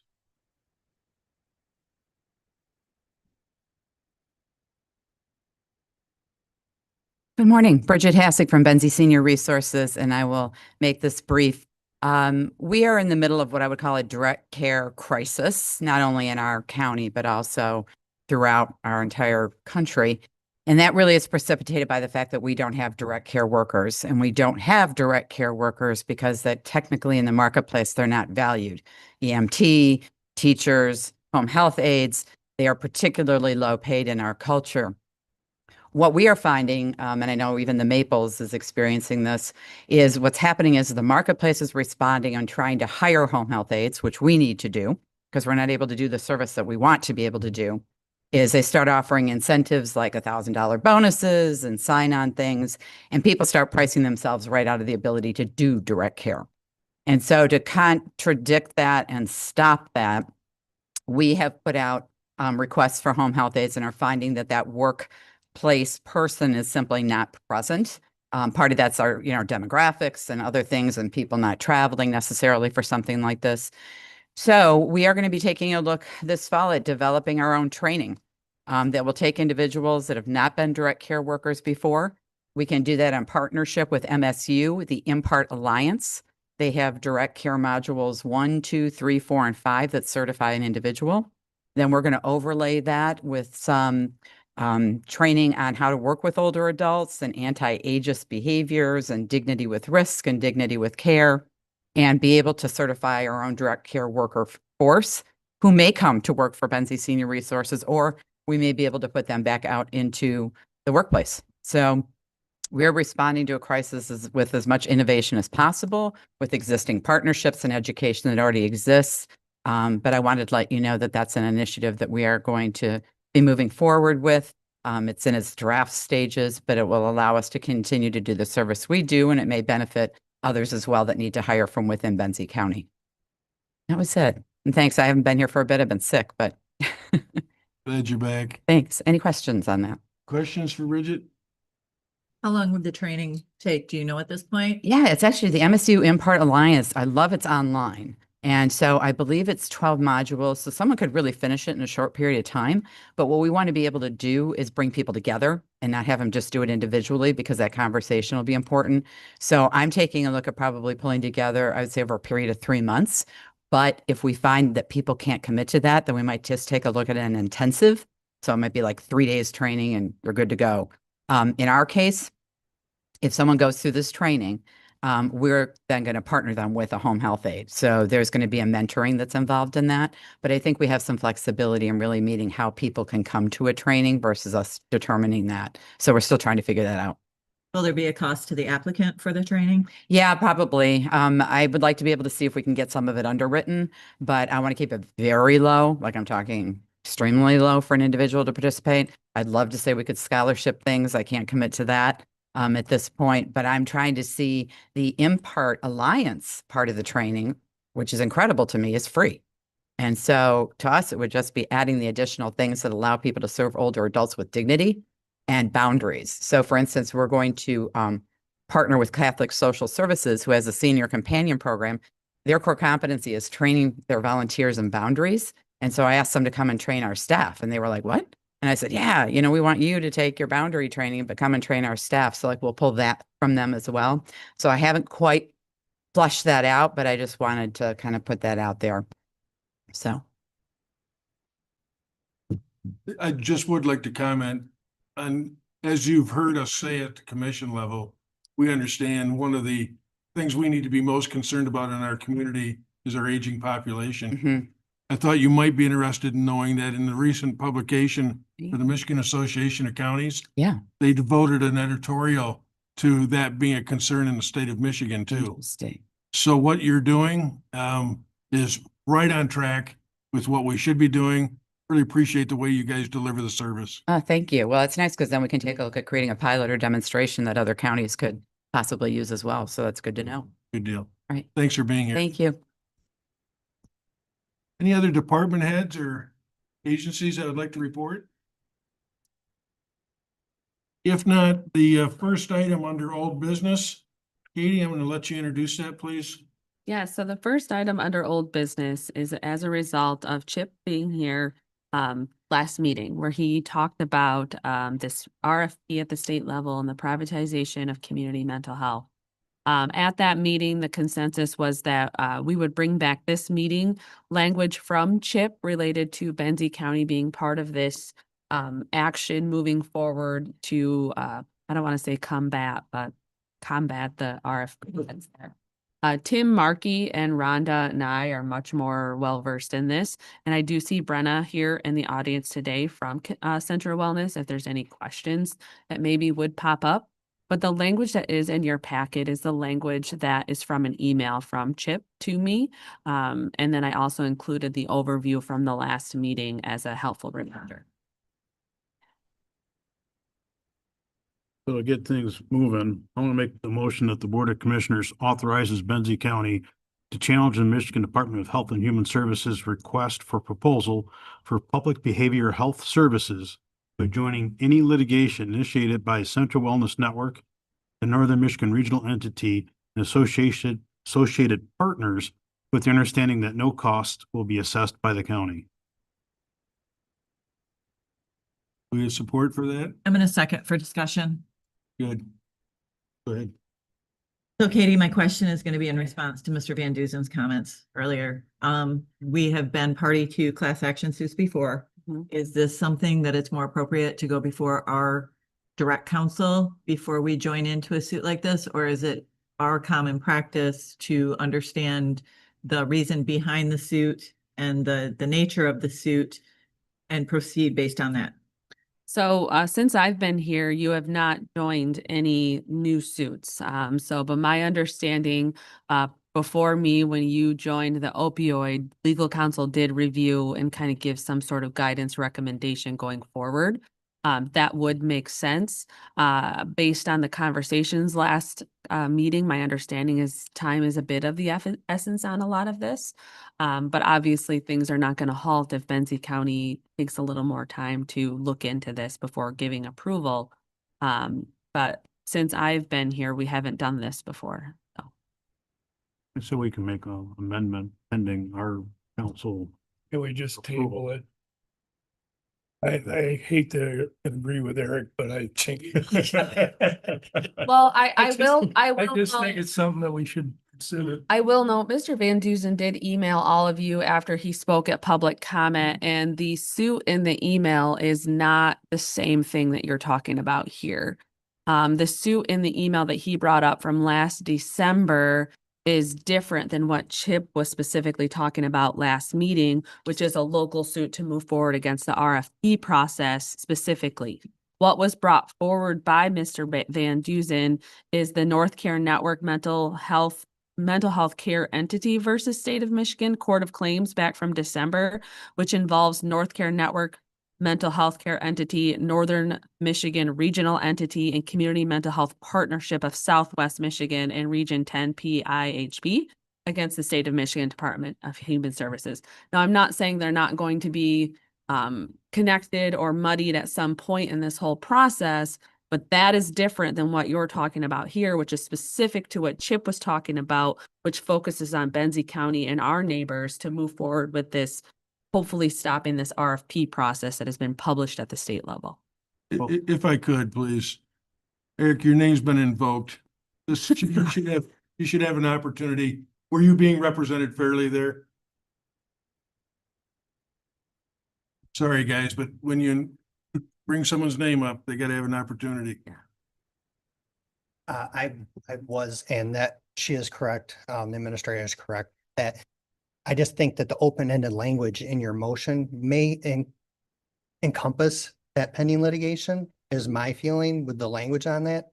And, you know, I did speak with Brenna and she clarified that it's the litigation moving forward. But I guess, what is the litigation? I mean, how can you sign on to something without seeing what the actual claims are against the HHS in this instance? Yeah. I'm sorry, Tim, you were in the middle of saying something. Well, we could put parameters on it for us to be able to join. There is a timing issue. The RFP is due by the end of this month. And they plan on, if they have, I don't know, Rhonda, did they already file? Yeah, did the NMRE and Centra? Okay. Is it gonna have any weight by adding the counties or adding Benzie County? I do not know. This is an area that I'm not, I guess, an expert in. I do think it's in Benzie's interest to make sure that we protect our ability to control our community mental health. As of this point, my understanding is we're the ones, along with Manistee, that established Central Wellness Network. We did that. We formed that entity. So that entity is a governmental body representing Benzie Manistee. The CMHs in the region form the region. So that is a governmental entity that was formed by, again, all the CMHs. This RFP is really, it's prohibiting the existing regions from bidding. Basically, it's bypassing any legislation. This is a bureaucratic thing going. And I do think it's in our best interest to have Benzie County part of this. Now, how we structure the words to make it so we can, I'm not sure, but maybe having it so we can still join. Like I said, if we don't start now, I think we're going to miss our opportunity to begin with as a whole, because they're due by the end of this month. Timing is an issue here, folks. I've never seen the state of Michigan issue an RFP, have less than 2 full months to respond, then they plan on awarding 2 months later. I've never seen them move this fast. I guess I'll ask the question. I mean, we have one more meeting in September before the RFPs are due. And I do get the general sense that this body does want to support things going forward because this is quite the crisis in front of us. Is the suit or the claim going to halt if we don't join on today? Probably. That's not what Chip said. Chip did not say it would halt if we don't join.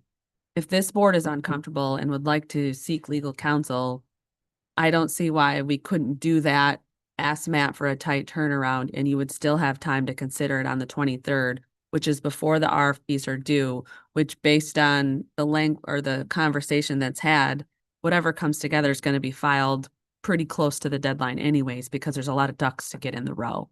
And so I do think you have a little time to ease the concern. I'm good with that.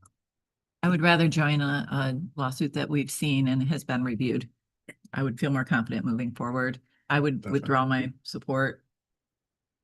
I'll withdraw the motion.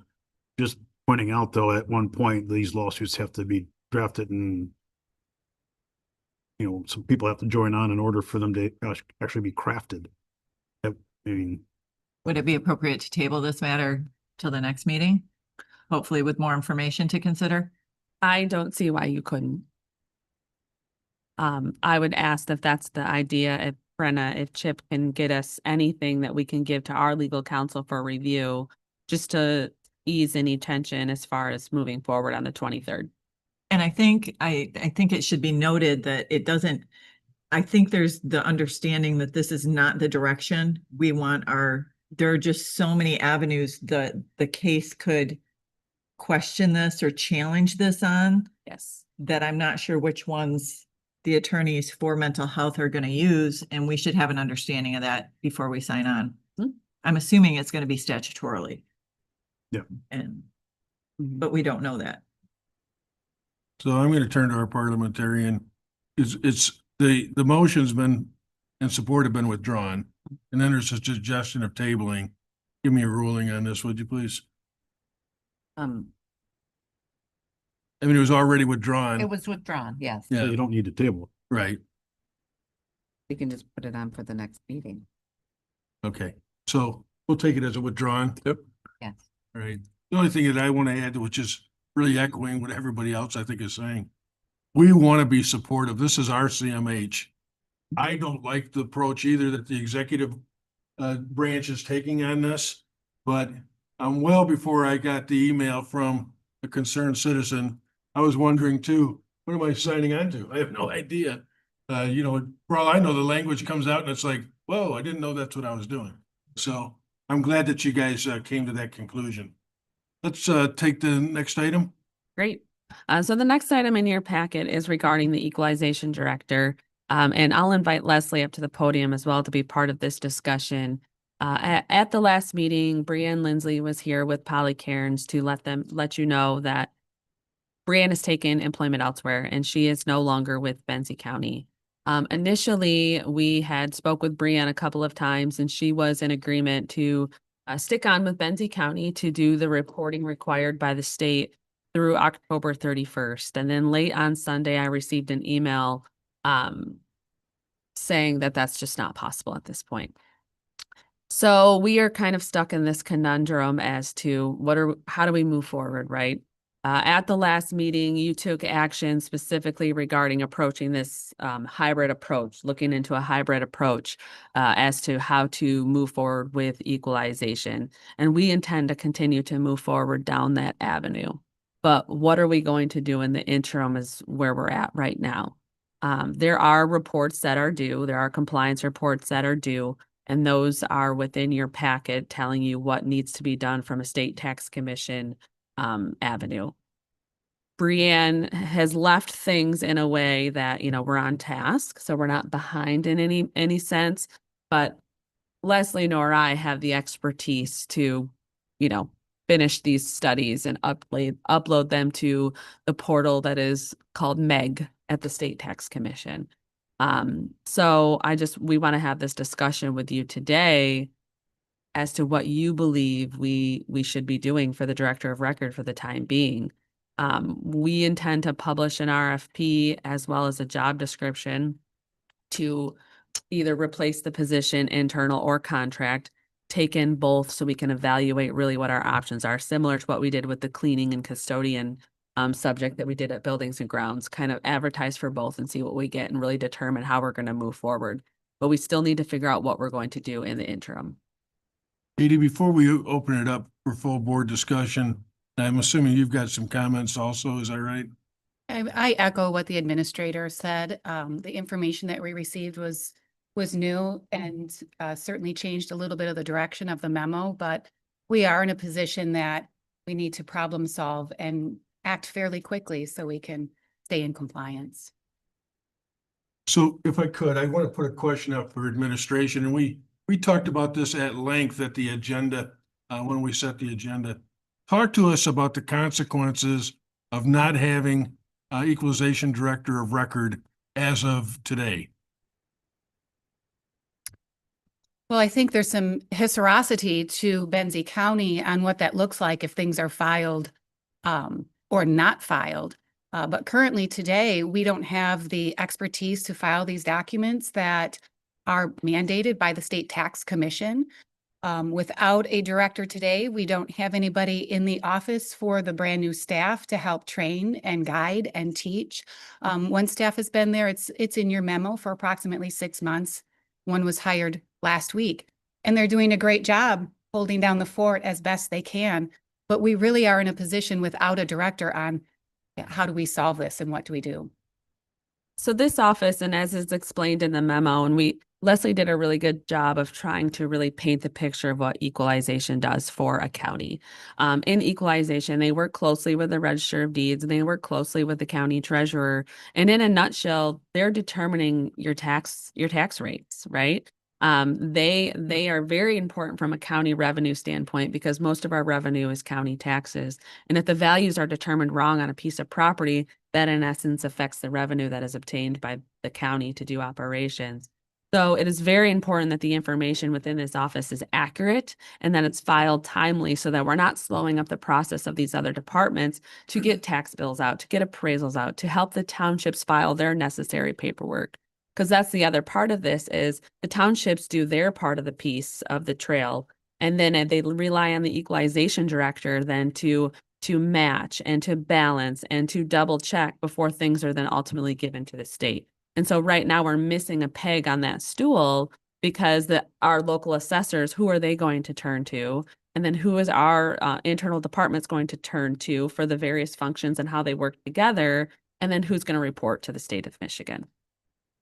Please, Brenda. I think the first thing I think that we should do is reach out to the state and ask for grace. Make them aware that we are handling this head on, the position that we're in.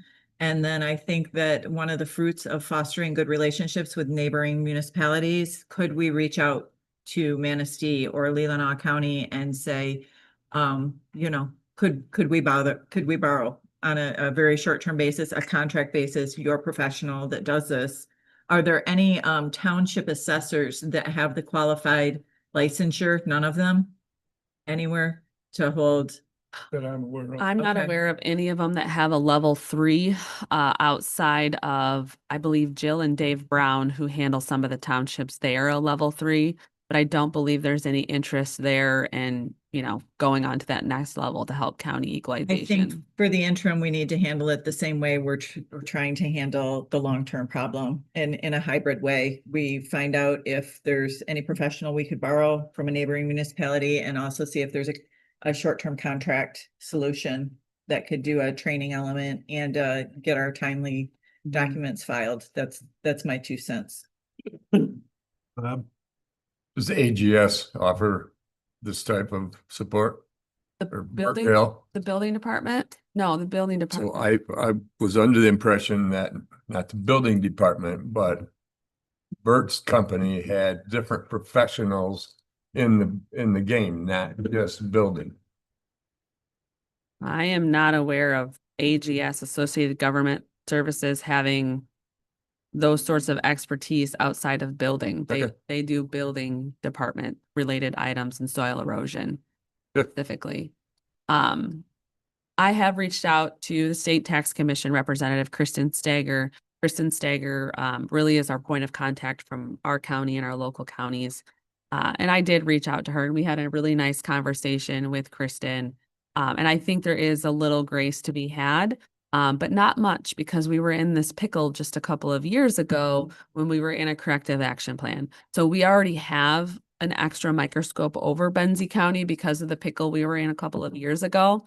So while they are willing to give us grace, we cannot lose any forward momentum on this, or I think we'll be right back to where we were. I'm keenly interested in other comments from the commissioners, understanding what the consequences are based on where we're currently at. Because these are real consequences. Hmm? Gary? Yeah, I reached out to Katie's relatives at the MAC Workers' Comp Group, and they use a contract group where I wrote it down. And I think this is the one that Art talked about, Equalization Assessment Solutions Incorporated. They're out of Three Rivers. Tony Menard is the guy. Even as a temporary thing, I would think it'd be worth looking into. I don't know if this is a solution, and maybe there's more of these folks out there, but yeah, we're in a bind. I doubt that you're gonna get much cooperation from Manistee and Leelanau County to borrow somebody, but it'd be nice to try. Doesn't hurt to ask. We can ask. I know Grand Traverse has a brand new director right now, so I don't know if they're going to have any sort of capacity. I know that Manistee's director is contracted and she's required to be in the office 37.5 hours a week. So I'm not sure her capacity, but we could at least ask. I don't know. Katie, could I interrupt you there just a moment? Yeah. I did talk to their chair. She is an employee of the county with a contract like what you have with us. That it's so they consider her an employee. Okay. Can't take on other employment. Okay. That's what I wondered. That's what I wasn't sure of because she has to be in the office 37.5 hours a week as well. I don't know Leelanau County's situation, so perhaps we could ask out to them. What I'm hearing is maybe we need to go at a tri-folded hybrid approach where we need to quickly find somebody who can help us in the interim, but continue this process of exploring an RFP and an in-person employment opportunity with Benzie County. Is that what it sounds like to me? The one thing that is part of this, and it's always the touchy subject to bring up, our wage is not great. And that's going to limit, I think, the people who respond for an in-person avenue. So just throwing that out there, we may need to take a look at the wage depending on the direction we go, because our wage is second to lowest of the directors, from the information that I have. In defense of that, we knew. Yep. That was low. We had just gone through a salary comp study and we knew that going in, but that was also based on the comparables had longevity on their side, very seasoned equalization people, and Brienne was very new to the role. Yep. So in defense of that wage, Absolutely, just so yes. anybody considering, we have to make it commensurate with experience. Absolutely. So just wanted to put it out there, though, that part of this conversation could be wage conversation as well, which is always a touchy subject when talking about positions. So I want to respond to this compensation piece, and we've had lots of dialogue among a small group of us on this. First, I think the immediate solution is, can we get somebody just to be of record? You will pay a premium for that. There's no debate. That's just what you're going to have to do. Secondly, I personally have challenged you to make sure you're hiring what I always refer to as A players. Even if they don't always have the experience, if they have the aptitude and they really are that top tier employee, they're always going to be at risk. Everybody's looking for that, and they don't mind if you don't have 20 years experience. If it's clear that you have the aptitude to get to where I need you, I'm going to pay you. Our employee that we just lost made enough money difference to change their lifestyle. She was an A player, but lifestyle change speaks. But I'm saying that this is going to be a continuing problem. I think it will be. This is It's just a different world that we live in. But if we find it, I think that you can find a very immediate solution to fill that gap. We have to be willing to pay that premium, even if we have to suck it up. We're just gonna have to do that. And then what I'd like to see happen is that we form a group that has a discussion about, is it better to contract it all out? Contract a portion of it out, or have it all internally? I can tell you that some of the townships I've talked to, they didn't want to contract any of it out. I don't know how much their assessors leverage equalization, but apparently a lot more than I thought they did. They do. They do. And so they're like, geez, I'd really like to see someone full-time.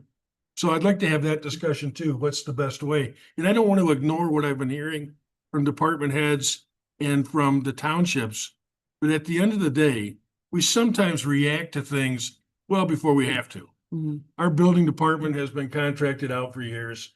It works just fine. So that's why I'm saying, instead of drawing a conclusion that we can't contract it out, I think that we've got to have that internal discussion. Yeah, so we're unique in Benzie County where our assessors do rely more heavily on the county than in other counties. And it's just kind of our rural nature and the fact that we don't have a lot of full-time. I mean, at best, we have part-time people who are serving the townships. So we are in a weird situation where they just use Benzie County's department just a bit more than they would in some larger counties. So we do have to keep that in mind as well.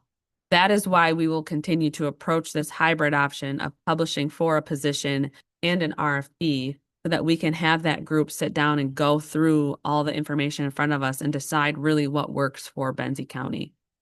So what I would ask from you today is if you can give Leslie and I a dollar amount to run with so we can start making calls to find a director of record for a very short amount of time to say, hey, what's it going to cost? This is how much we're working with. Can you do these things over the next 6 to 8 weeks for us as we work through this process? That's what I would ask from this board today. And frankly, I'm speaking just for myself.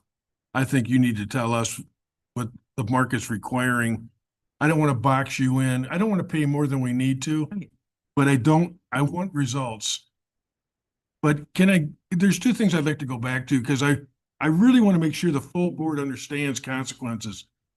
Did you have enough experience with our previous equalization director to share with new board members what happened there and why the state put us under the microscope?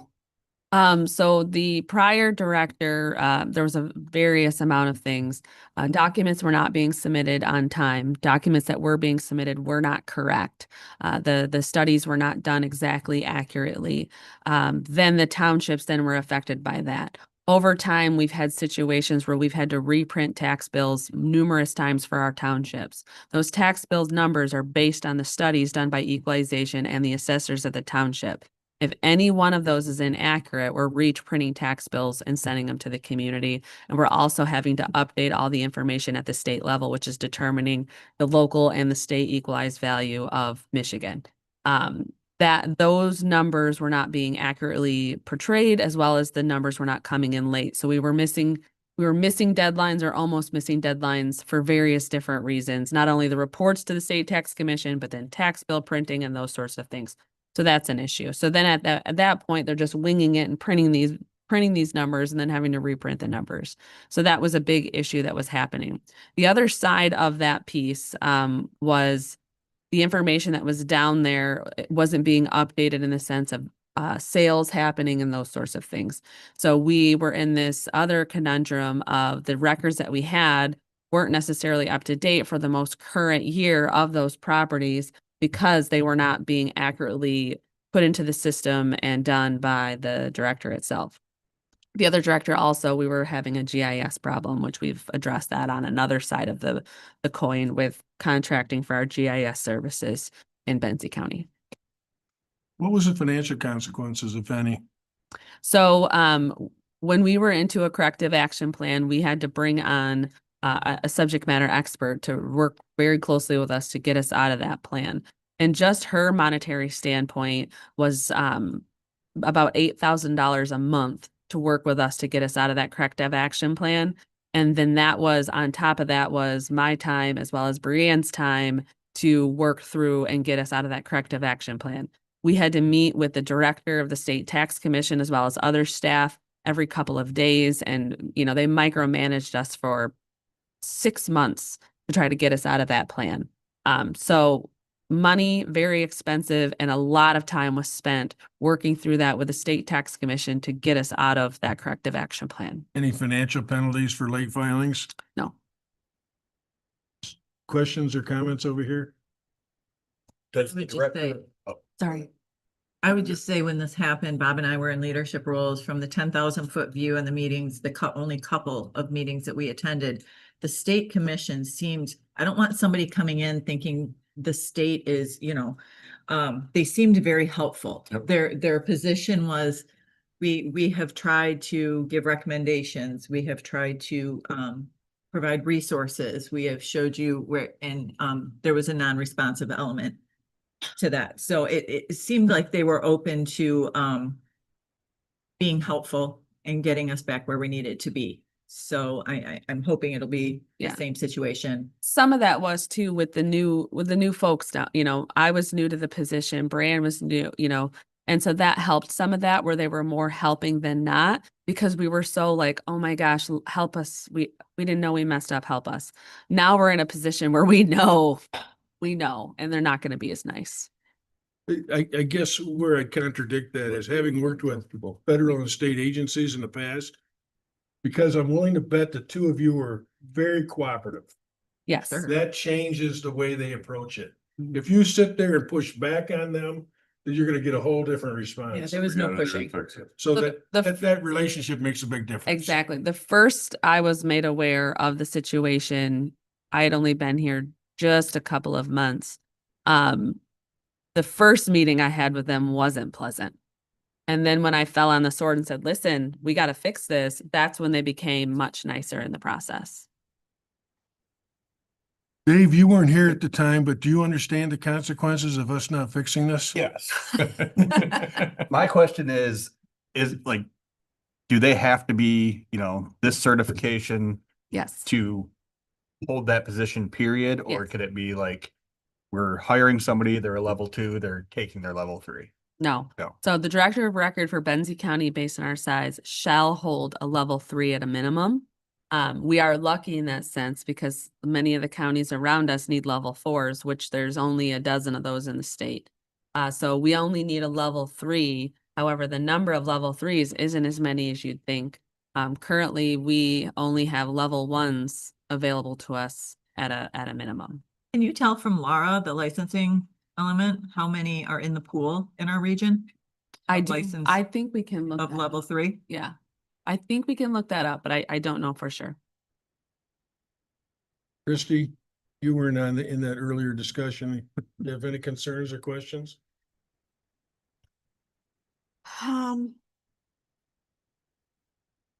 So I agree. I think we, you know, do all avenues. We talk to the state and say, hey, this is the pickle we're in and we want to work with you.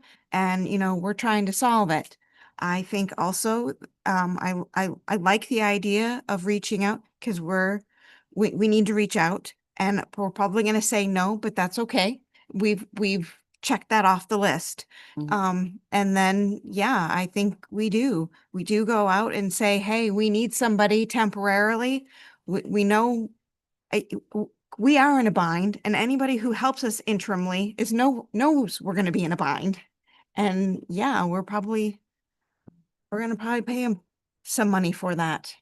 Then I agree too, is we need, you know, it's supply and demand. We have all this demand and there's not a lot of supply. We are going to have to look at how we are compensating. It's the nature of the beast. And yeah, that's unfortunate, but it is what it is. And again, I too don't know what amount to give to an interim person. I mean, we've got a number, $8,000 is what we've done in the past. That was a month. That was what? That was 2 the years ago, 3 years ago? Yeah, but that was a premium to do a lot of extra work to get us Oh, out of our that's true. corrective action plan. We're kind of thinking of $10,000 not to exceed to get us through the end of December. Okay. We could break that out over the next 4 months. I'm considering September a month because there's reports due now. We could break that out and do it based on a report submittal so that we're only paying for what the reports that they're doing on our behalf. Because maybe the world aligns and we have somebody hired by October 1st. I don't know, probably. Katie, are you allowing any training element of that contract for the new staff that's down there? Mm-mm. Many of these are not willing to do the training. Well, that's So another the problem, situation in right? like Newaygo County, they took over the whole department. There was no training aspect. Can you at least ask when you're We vetting? can ask, yes. However, the group that took over Newaygo, Mm. they also will just have Mhm. a member of record and work with your staff. Yes. So they're willing to do it both ways. With respect to compensation, you demonstrated for me just in this latest exercise, your willingness to work on the best behalf of the community. You know, we started out at $100 an hour. We ended up making an offer that we thought was accepted at $5,000 for 260 days. Clearly, you demonstrated working in our best interest. Mhm. That's why I'm saying, I think you need to get out there, see what you can do. We need to fill that gap as quickly as possible. Mhm. And then we need to have this other working group together at the same time, looking for a final solution. Mhm. Agreed. Okay? Everybody okay with those marching orders? Yes. Who would like to serve? If I could get 3 commissioners to serve on a working group or this approach, whether it be a straight RFP for a new employee, et cetera. Well, you already approved at the last meeting a motion for us to go forward with the hybrid approach as far as advertising and Oh, okay. collecting the data. We've already done that. Working groups aren't a thing, no matter what, you're an ad hoc and we're posting publicly. So calling it a working group doesn't get you away from that. So they're ad hocs at the end of the day. Yeah, I wasn't trying to get away from open meeting. Yeah, I would, if we could put together an ad hoc for this, but it won't meet until we get some of the data together. And then as well as authorize an expenditure up to get through for the director of record position, we will work on that simultaneously. I personally would like to serve on that. Can I get 2 other commissioners? I'll do it. Okay, Rhonda, Dave, Rhonda? myself. Leslie and Katie, do you have an idea competitively where our salary range needs to be for the long-term solution? I mean, we had the salary study, we had the comps on file. What kind of percentage increase needs to happen to that salary to make this job enticing to somebody who's qualified? Yeah, so with the 10-1, that position as it stands would move up to just over $63,000. Based on the comparables from 18 months ago, we were looking at a $74,000 to $76,000 salary for that position. That was 2 years ago, though. So I would think at a minimum mid-70s is going to need to be where we're at. Do we need to take that into consideration when we get to the point for our budget approval? I mean, is this something we need to consider that it's not going to go down or stay the same? No, So- but I hate to slap an arbitrary number on that appendix just to change it again later. We can try to get some of that data collected rather quickly from the folks and see how much it's changed. Everybody's doing this grabbing effect where they're raising rates, like Bridget had said, they're offering bonuses. So we know the information has changed that we have because it's 2-year-old data. But if we make some personal phone calls, we may be able to get some numbers a little quicker. And then we can approach adjusting that appendix maybe at the next meeting. But I hate to slap an arbitrary number on there and then we were way off base. What do you have in there now? Do you know? Yeah, it's Oh, just, yeah, you're gonna be low. C3. yeah, we know we're gonna be low. Here it starts at 52. Say that again, Bob? Bush, Pasco to County Equalization Director, 52,000. Where are you seeing that? His phone. Google got him there. There you go. Mason County, 56,000. So what you're looking at, I'm guessing, is old. So based on the data provided by their state equalization group, Allegan is 105, Berry's 85, Charlevoix 72, Clinton's 90, Dickinson 65, Eaton's 86, Hillsdale 71, Jackson's 90, Kent's 124, Macomb is 94, Macosta 70, Monroe is 95, Montcalm is 74. So I can continue. What's Manastee's? You passed, I didn't see you. Manistee is, where'd it go? Theirs is 54. Yeah. So it's We're second comparable to the to lowest in Edmonton Manistee. County. That's what I'd heard from their chair. Mm-hmm. So anyway, you've got your marching orders.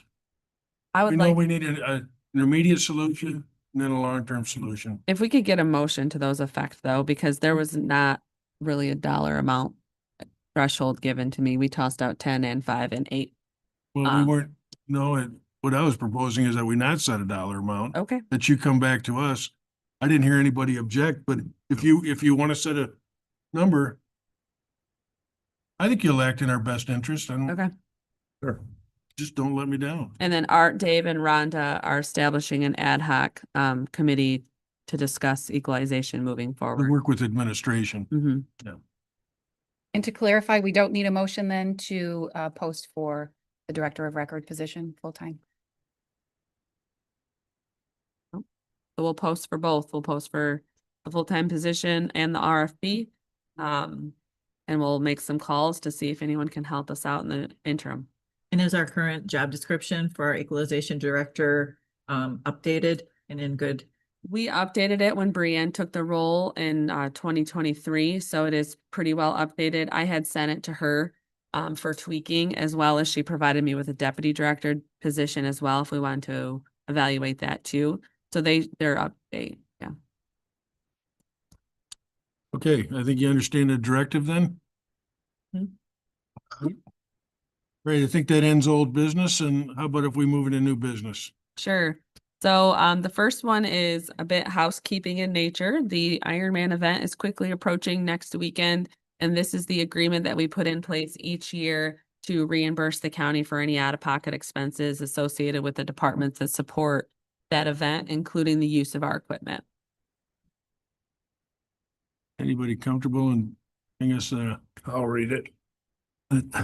I move that the Board of Commissioners approves the agreement to provide EMS services, emergency manager oversight services, road patrol services, and additional central dispatch services during the Ironman 70.3 race. Michigan race is prepared by legal counsel and authorizes the chair to sign. Craig will second. additional comments? If it was 7.3, you'd be doing it. Hearing done, roll call, please. Shouldn't do so. Turkey, Yes. Nye, Yes. Roloff. Yes. Sauer, Yes. Trigg, Yes. Davis, Yes. Janat, Yes. motion carried. The next item in your packet is the purchase of a new server for the government center. Earlier this morning, we did forward off information to the whole commission that was requested by Commissioner Markey that Sophia was able to provide. Sophia is in the audience if there's some specific questions related to the server replacement for the government center. In essence, this server is going to, this current server in place is end of life and it needs to be replaced. But by doing this server, we are able to add some redundancy to our system specifically. So take it away, Sophia. Yeah, absolutely. So I'm Sophia from Carhu Cyber. I know a lot of you guys here, some new faces as well. I work just downstairs with Michael. So this server is a two-part process. So currently you guys have two Hyper-V servers that host most all of your critical infrastructure, including domains and file services. One of them is currently, well, both of them are end of life. One of them is a little bit older end of life and is doing server 2016. So we need to get that up to date to server 2025. The server quote that you should guys have in front of you is coming in at about $15,998.71. That is just for the server. The rest of it, we're going to actually do a two-part system like I talked about. It's going to cause redundancy. So basically, you'll have two servers of exactly the same size, exactly the same Hyper-V, the same VMs, so that in the case one file server goes down, say for updates or emergency issues, the other one would still be up. So in retrospect, your downtime would no. We could reboot during hours. We could keep them up to date. Any maintenance that can be done, we can make sure the files are still accessible for the rest of the public. So this is only the first part of that server, but we've spec'd it out to hold more VMs than is what it's currently holding, just in case that second server goes down before we're able to replace it. So we want to make sure we have future-proof this, and we want to make sure that there's redundancy in place right now in the case of a. Can you say what VM means? Oh yeah, sorry. I was gonna ask that very. VM is your virtual machine. So a lot of you guys would have laptops, right? These are your physical machines. Servers are the same thing. Servers will have a physical machine and a virtual machine. Some servers are just physical. Some servers can host virtuals.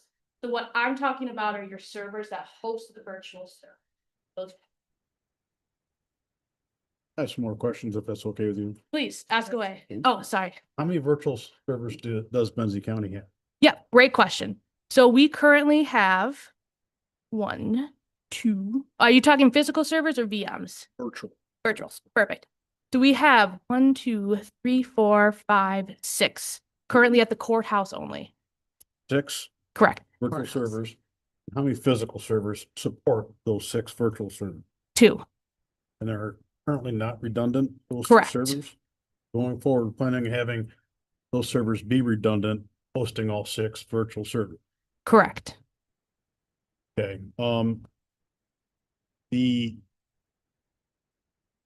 there's some questions I'll be asking you offline because I'm gonna get down to some. Please do. My office is open. Okay. When do you plan on making it so these 2 servers are complementary to each other? This would be after the second purchase of the server, so probably next year. Though we do have firewalls coming in place next year that we have to address first. So this is going to be end of next year, maybe possibly the year after that. And so you're sizing the servers to be able to handle the entire workload efficiently. Correct. In case one does go down completely. Correct. And included with that, I should say, we have switches and fiber cables as well. So with this redundancy between the 2 servers, you have to have a switch in between them that can read data between the servers. It's called an aggregation switch, and it's all fiber. So it's 10 gigabytes per second. Now you're not getting 10 gigabytes per second of data during your normal person, right? Like you're not getting it, Susie's not getting it. But what's important is that those file transfers, that communication between those 2 servers will have that faster speed. So that makes it easier for redundancy as well as server updates and so on. So I'll have some more questions for you offline though. I mean, I don't want to. Can I ask Most one quick question? So because I have no idea what she's talking about. Are we looking at $18,000 next year for the second server? So the second server will only be the physical part of it because we're buying the switch right now. It will only probably be that 15. I can't say it will stay at 15 with prices, right now, but it would be technically a little less if the prices stay the same. Well, we can budget for that. We Or already budget, have, yes. the budget that was presented on behalf of Michael's department included that Oh, planning okay. ahead. Yeah. So we are thinking about those things between Michael and Sophia. They're really working on this longevity planning and what needs to be budgeted when they have a whole roadmap on paper. So So this 18's already budgeted? we have the money this Okay. fiscal year already, correct? Correct. Thank you. We try not to come to you if we don't have the money. Well, sometimes you have. You had additional questions? Not for this. No, it'll be down the. It'll be in the weeds of cords and stuff. Any other questions or comments? I'm sorry, I got lost. Do we I just have we one. have a motion Yeah, we already? have a motion and support. Go ahead, please. Again, I know a little bit, but not a lot. So I just briefly looked down the list and I'm just going to ask this question because when I see wording like this, I'm like, oh dear. So it says motherboard MLK supports only CPUs below 250 W, which I'm assuming watts. Correct. Cannot upgrade to CPUs 250 watts and above. And so I guess my question is, would we ever need to go to that? That's an excellent question. And no, so the way the server is built, you wouldn't be able to anyways. And just like our current servers here, we don't go in and replace hardware on those servers unless they physically fail. So when it says it doesn't support it, there's nothing we could do about that. That is the physical side of the server that's, in the hands of Dell or what have you, right? But I don't foresee us ever needing to be worried about that. Plus, this has a dual power supply so that, if a power supply fails, it'd be a secondary as well. Okay, thank you. You're welcome. Are you ready for the question? Roll call, please. Nye, Yes. Roloffs. Yes. Sauer, Yes. Craig, Yes. Davis, Yes. Not, Yes. Markey, Yes. motion carried. Thank you. For the board, we've been at it another hour since your last break. You want to break or you want to keep moving? Yes, because I didn't actually get to go to the bathroom. Yeah, you got 2 minutes. Let's take 20 minutes still. Come back, please.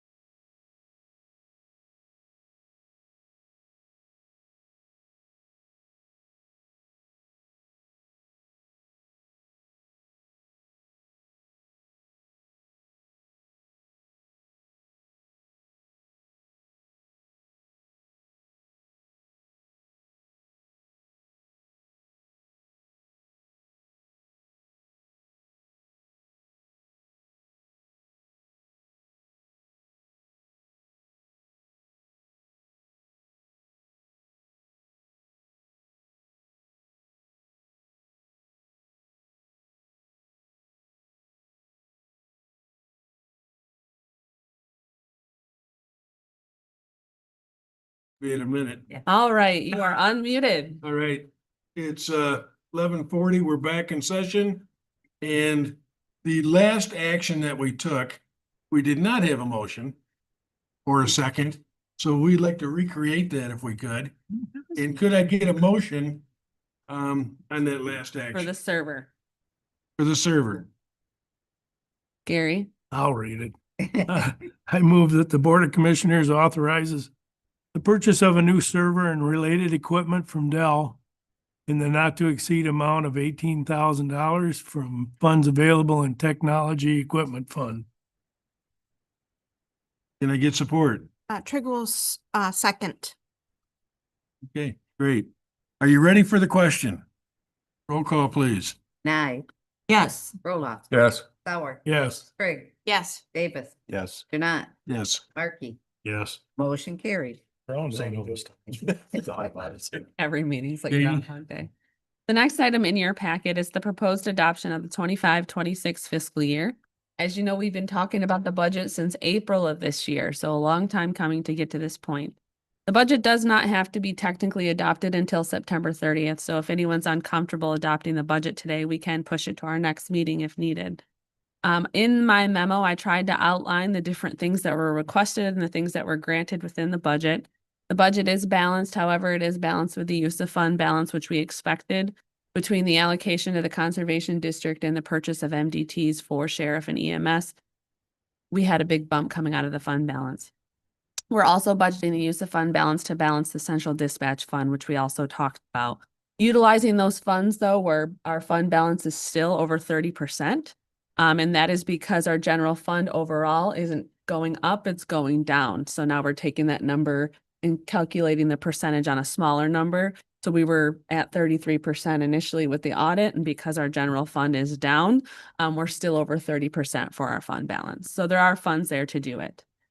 In here, I did outline that a 3% COLA is being budgeted to align with all the union staff. Union staff have a 3% as well.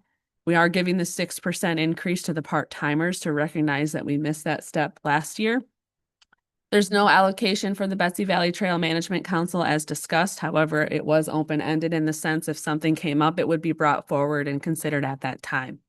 There is no funding in the social welfare line for DHHS.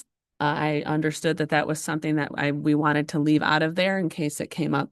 We can talk about it on a one-by-one basis. We are budgeting money to reestablish the jail administrator position. And as you know, I've sent out communication prior talking about the pros and cons and the thought process to go through to establish that position again. That position would be established within the jail millage and paid for by the jail millage. So still upholding that commitment to the community to not use fund balance to fund the jail. So we are holding up to that commitment. The different appendices that are in there do indicate the different salaries. Some salaries have asterisks next to them, and there are notes on those appendices as to what that means. For instance, the judge's salary is determined by the state of Michigan.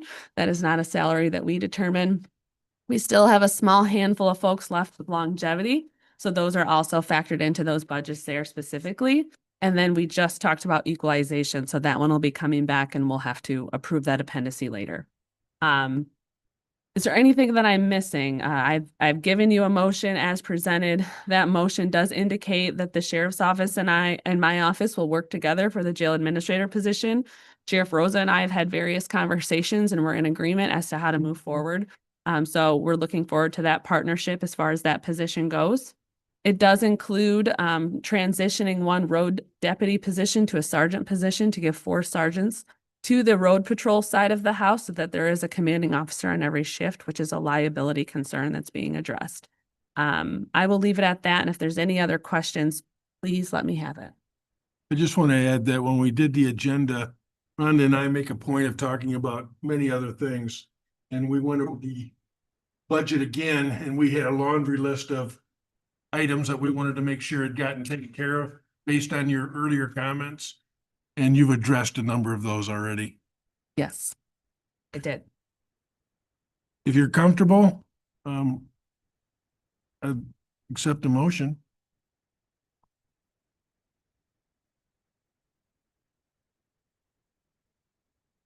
Would you like to wait till the next meeting to make the motion? I only have one concern. That's the money that was approved the last time for the GIS thing for Conservation down District. over the hill, but I see it was what, 7-1 or 6-1, so I probably wouldn't shot it in any. A little concerned about that one. I mean, in terms of the expenditure? Yes. Yeah, that did have super majority support. I will say that after that motion was made, I did get feedback from folks within the community, how excited they were that the county was making that commitment to move that project forward, because it does support Benzie County, but it also supports our local jurisdictions, and they're really looking forward to that, real-time mapping and really getting on the same page so that we can focus holistically on Benzie County into the future. I did get good feedback on that. Katie is the only dissenting vote on that. I would like to hope that we'll explore at least putting the question out to the townships. That was really my hesitation, is that we hadn't sought anything from the townships, although they benefit from it. Yeah, I know the Conservation District did go to a good handful of the townships as well and presented the idea, and there was support given to the Conservation District when they were at those meetings. Inland Township, Benzonia Township, I believe there was a couple others he specifically listed. So, yeah. Not financial. Just verbal. They weren't asked financially. Curious. The one-time expenditure, which you approved, is drastically different than what the annual number is for Cooligo to manage it. So between now and our next meeting, are we looking to make any changes to our budget proposal?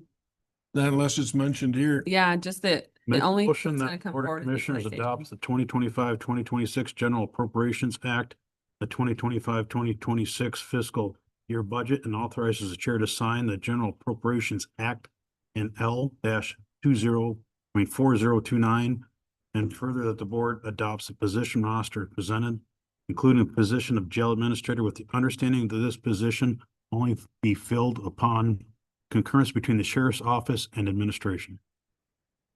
Thank you, Tim. Your support? Second? I'll second. Dave seconds. Are you ready for the question? Roll call, please. Roloffs, Yes. Sauer, Yes. Trigg, Yes. Davis, Yes. Janat, Yes. Markey, Yes. Nye, Yes. motion carried. I really like your new way of doing things, Art.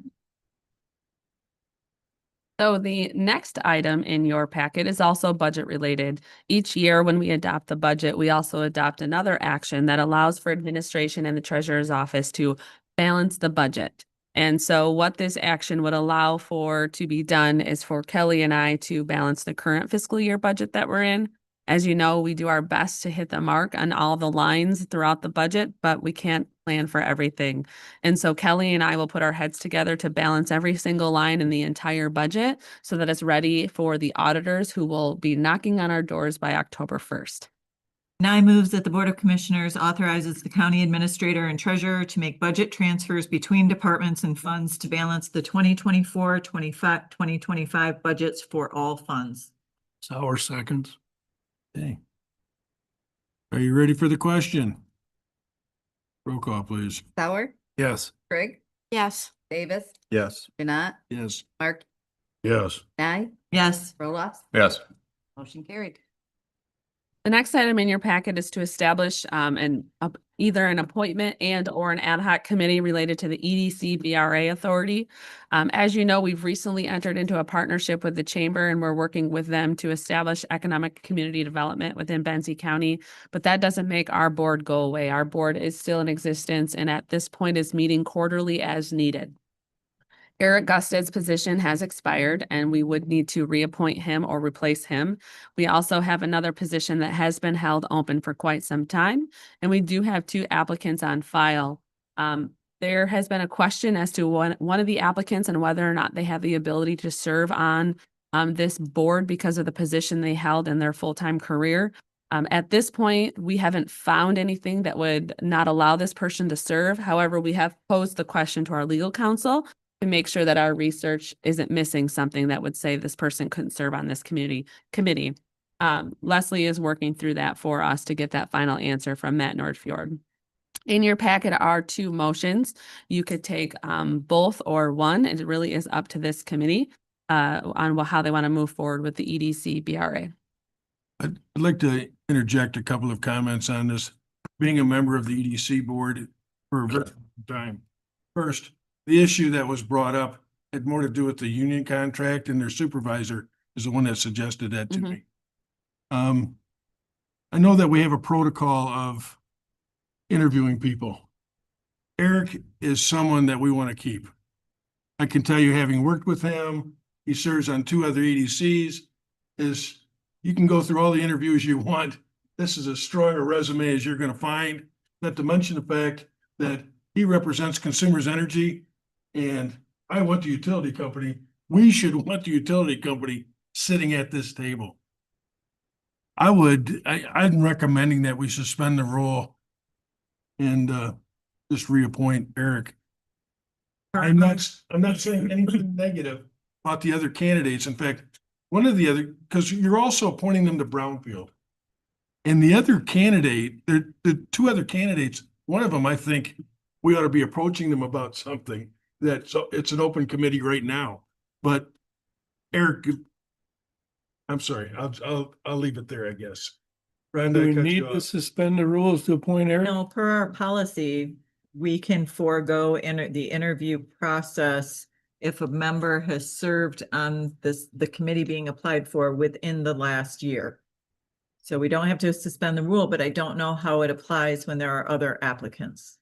Eric will remind us at our next meeting. Well, okay, with that, I'll make the motion that the Board of Commissioners reappoints Eric Gustad to a 6-year term expiring January 1, 2031 on Economic Development and Brownfield Authority. Did I get support? Second? I'll second. Dave seconds.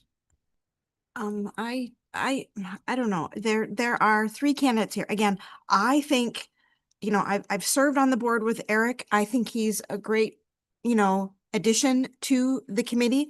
I think that's great. I just think we need to follow our process. Let's keep talking about a second point there. Is that the one for the chamber? Has that been filled? There is an open seat still, that's true, and we've been holding it for the chamber. And if we interview some of these folks, there is an applicant here who has put almost every open position down. You know what I mean? Then we will have interviewed these folks and maybe they can go into another committee that's already open. Well, I think no matter what, we're going to be interviewing the other folks because there's another open position. I think the question at hand, though, is, are you interviewing all 3 for 2 positions, or are you interviewing 2 for 1 position? Today, the question is just about the one open position, because the other position, for at least the last 2 or 3 years, has been held for the chamber. But in the meantime, this relationship has changed. And Chrissy, I don't know if this satisfies your concern or not, but one of the applicants that I looked at, I believe they would fit nicely in another committee that I think they'd be interested in. I'm only guessing. So it hadn't escaped me. I intended to reach out to them and say, folks, would you be interested in talking to us about that position? I don't want to go into what it is right now.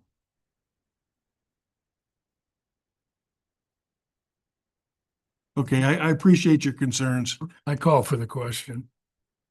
Let's roll call it. Greg? Sorry, Bert. I know. Vote your conscience. I am going to say no because I think we need to follow the process and has nothing to do with the candidate. It requires no explanation. Okay. Davis? Yes. Janat? Yes. Markey? No. Nye? Yes. Roloff? Yes. Sauer? Yes. Motion carried. All right. Thanks, folks. Next So are we not considering the second half of that where we establish an ad hoc for the other position? I wasn't going to today. Okay, perfect. All right. So the next item on your packet is to declare a 2,500 Dodge Ram surplus. As you know, we did purchase a new maintenance truck a couple of months back, and that new truck has been equipped with all the things necessary to operate it for maintenance needs. We were able to salvage off quite a few items off this older truck to put onto the new truck related to the plow and such. And so now that we have been able to move everything over to the new truck, we are able to declare the existing 2009 pickup surplus and authorize its sale on my bid. I'd entertain a motion.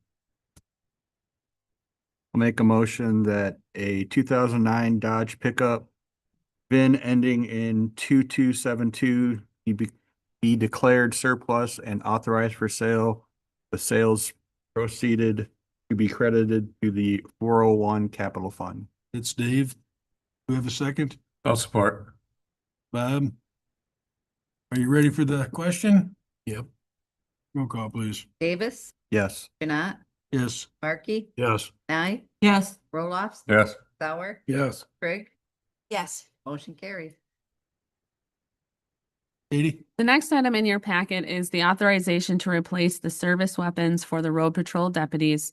Leslie provided a memo in addition to the sheriff's explanation related to these weapons, indicating that there would be no monetary transfer from the county to pay for these weapons, but instead a trade-in value of existing weapons to pay for the new weapons for the road patrol deputies. But I will allow the sheriff to give any other details.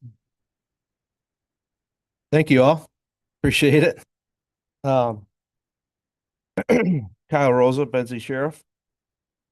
So we're trying to keep up with the times and keep our officers as safe as possible while doing their jobs. In order to do that, I feel it's time that we update and upgrade our equipment. And we found a way that we can make this happen without any cost to the county. The only cost really is you authorizing myself to utilize the current equipment we have to turn in or trade that is county owned, because I can't do that without your permission. So that's why I'm here before you today, requesting that permission. The list that was given, I don't know if you have this in your packet. I think you do. There's a list. The top part are the current firearms that our officers, including myself, are carrying. The bottom section are weapons that we have in our armory that we've deemed surplus and unneeded and unused at this current time. They're things that we did purchase years ago and they were used at one time, but we have no need for them now. So we're able to utilize them as trade-in for value to reach our goal, the end goal. So that's the explanation of that list, if you will. Sheriff? Yes, sir. May I? In your opening statement, you said deputies. Are these firearms only for deputies, or are they replacing all of the handguns in the sheriff's department? They're replacing all the handguns From you down? from me down on the M. Coles roadside. We've already done this for our corrections staff. So When I correction are carrying 9s now, and correct, we They're doing a upgraded close- them because they were actually in a worse place than we are 2 years ago, but we replaced theirs already with what we're hoping to accomplish today. you're gonna go from 40 calibers to 9 millimeters. Yes, sir. And what's that do with your ammunition that's on hand right now? We can actually trade that in, the 40s, 4.9s, and through the company that we're dealing with, we can do that if we'd like to, or we can sell it outright, but we probably end up trading it. That's the cleanest way to do it. I know when they sent me a box of shotgun shells and it was the wrong stuff, they would not take it back. Yeah. You're not a Ain't mine. sheriff's office. Well, We- I still wonder. We, I don't see too many refunds on ammo. we've had the conversation, and it's not a problem with our particular people, so. I think the question was asked and answered. Other questions? then I do have a couple of questions. So one of the reasons why we're able to get a full exchange is because you have other firearms that you're turning in addition to the ones that are still being used. That's correct. Okay. And educate me because I don't understand your business. Why is there I see firearms that are several years old. Why is there a value in upgrading or getting new firearms when a 30-year-old firearm could be quite effective? It comes with reliability and having to upgrade them and keep our current weapons up to par, so that liability wise, when our officers are out there, if something were to happen, they had to use the weapon to defend themselves or one of our citizens. It needs to be the best in the equipment that we can give them, that we can offer them.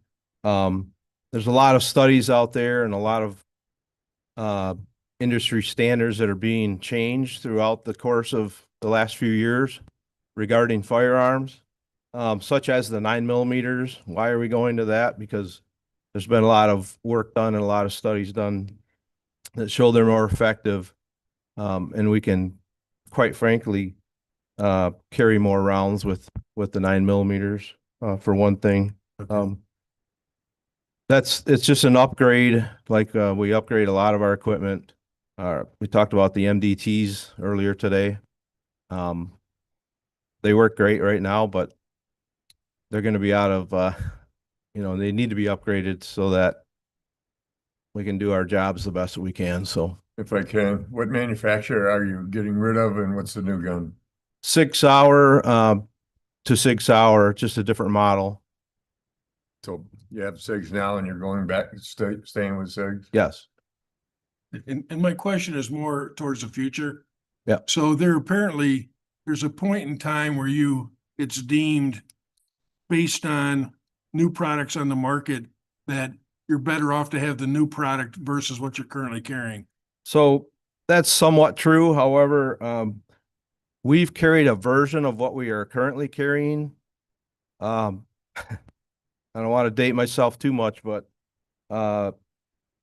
we first got the SIGs like we're carrying now. The first version came out back in like 1990 or the early 91. And so we've stayed with that, but although we've changed actual weapons, but we've stayed with that model or that version. Even the current ones that we're currently carrying date back to 2010. This exact pistol that I'm carrying. So when you say, we're changing, we're upgrading, it's more of a, as weapons change or as equipment changes, we're not just saying we want the latest and the greatest because we want it. It's more of a need, because as things change and they get better and safer and are more reliable, then we would want that for our people. So that's why we're looking at it at this point in time. And again, I'm looking beyond this request, trying to understand future, because for the layman's perspective, what I heard you say that justifies any of that is that you can hold more in the clip. So yeah, to me right away, I get it. Yeah. So you can anticipate okay. if we change the guns they're carrying. If we change these firearms to what we're hoping to, we could potentially, our men and women could be carrying those for the next 10 to 15 years easily. So. I would also offer up the older weapons because they have to show proficiency in them. They're using them quite a bit. The springs, firing pins and stuff like that do wear out over time. Okay. Absolutely. I appreciate you indulging my questions. And mine. I'd entertain a motion. I just have one quick question. Yes, I know it says there's no out-of-pocket cost for obviously the guns themselves, but I mean, something I pull on my wife all the time is this is what the gun costs. What about other equipment that has to go with accessories? So this is a total package, Okay. holsters, because obviously they're different. Right. Optics, the firearm, 3 magazines, the holsters. It's a complete package. Awesome. 100%. Bob had asked a question earlier about ammunition. Do you have to buy a new inventory of ammunition too then, or, Yes, yes, we will. and is that already included in in this? Yes, it is. Okay. Yep. I'd invite a motion. I moves that the Board of Commissioners authorizes the net zero cost purchase of 24 new service weapons for road patrol deputies and recognizes the firearm surplus list dated 8/21/25 as Benzie County property and authorizes the relinquishing of the firearm surplus list dated 8/21/25 to Acme Sports. Thank you, Rhonda. I'd take a second. Markey will second. Thank you. Are you ready for the question? Roll call, please. Jeanette, Yes. Markey, Yes. Nye, Yes. Roloffs. Yes. Sauer, Yes. Craig, Yes. Davis, Yes. motion carried. Thank you. I appreciate it. Yep. Thank you. Katie? The next item in your packet is consideration of a letter of support to support a grant application to the Rural Readiness Grant Program. We just talked about a little bit about the Economic Development Corporation and how we've entered into a partnership with the chamber. And so what we're doing today, considering today, is a letter of support for a grant application to support that relationship even more. The Rural Readiness Grant Program is a grant program at the state level that allows for up to $50,000 to help prepare and strengthen capacity for future investments. So I did include what Norm Plumstead did provide regarding the public-private approach to building a stronger future in Benzie County so that you can see what is being really the basis of what this grant application is going to look like through the state level. There's also a letter of support draft in here for signature if approved. This is not an additional monetary contribution. This is just supporting that grant application to strengthen that relationship. So this was one of the benefits of having a public-private partnership, is that they could chase a grant like this where we normally may not have been able to. Norm, if you don't know this, Norm is the chair of the chamber and been very instrumental in trying to make this partnership work. And this is just, we're looking for funding. This is one of the sources of funding. They did submit a letter of interest. From that letter of interest, they were invited to apply. If someone would be comfortable, I'd accept a motion. Trigg moves that the Board of Commissioners authorizes a letter of support for the Benzie County Economic Development Partnership Rural Readiness Grant application and authorizes the chair to sign. Davis, a second. Thank you. If you're ready for the question, roll call. Markey, Yes. Nye, Yes. Roloffs. Yes. Sauer, Yes. Craig, Yes. Davis, Yes. Jeanette, Yes. motion carried. If we could execute that today, I'll be at their meeting tomorrow morning. Did you print it? Okay, cool. Okay, thank you. It's a letter here that he's Yep, it's in already. the packet. Katie, I think we're under committee appointments. That is correct. So today the committee appointments for consideration is for the Board of Canvassers. I will let Tammy kind of go over that one. We have, from the Democratic Party, they've submitted 2 names. Jan Miller is currently the one serving on it. Hers is the term that's expiring. She wants to be back on it. I have spoken to her. Pete Brown, the other name on there, is currently serving as a Board of Canvassers and his term doesn't expire till 2027. Really, there's only one candidate for the Democratic side. On the Republican side, they've submitted 3 names. Maureen Janot is currently serving on the Board of Canvassers. Hers is the term that expiring. Or they have submitted 2 other ones. Jennifer There's only one term. Robley, I think you would say it, and I think. Donna Clark. This term will be for a 4-year term.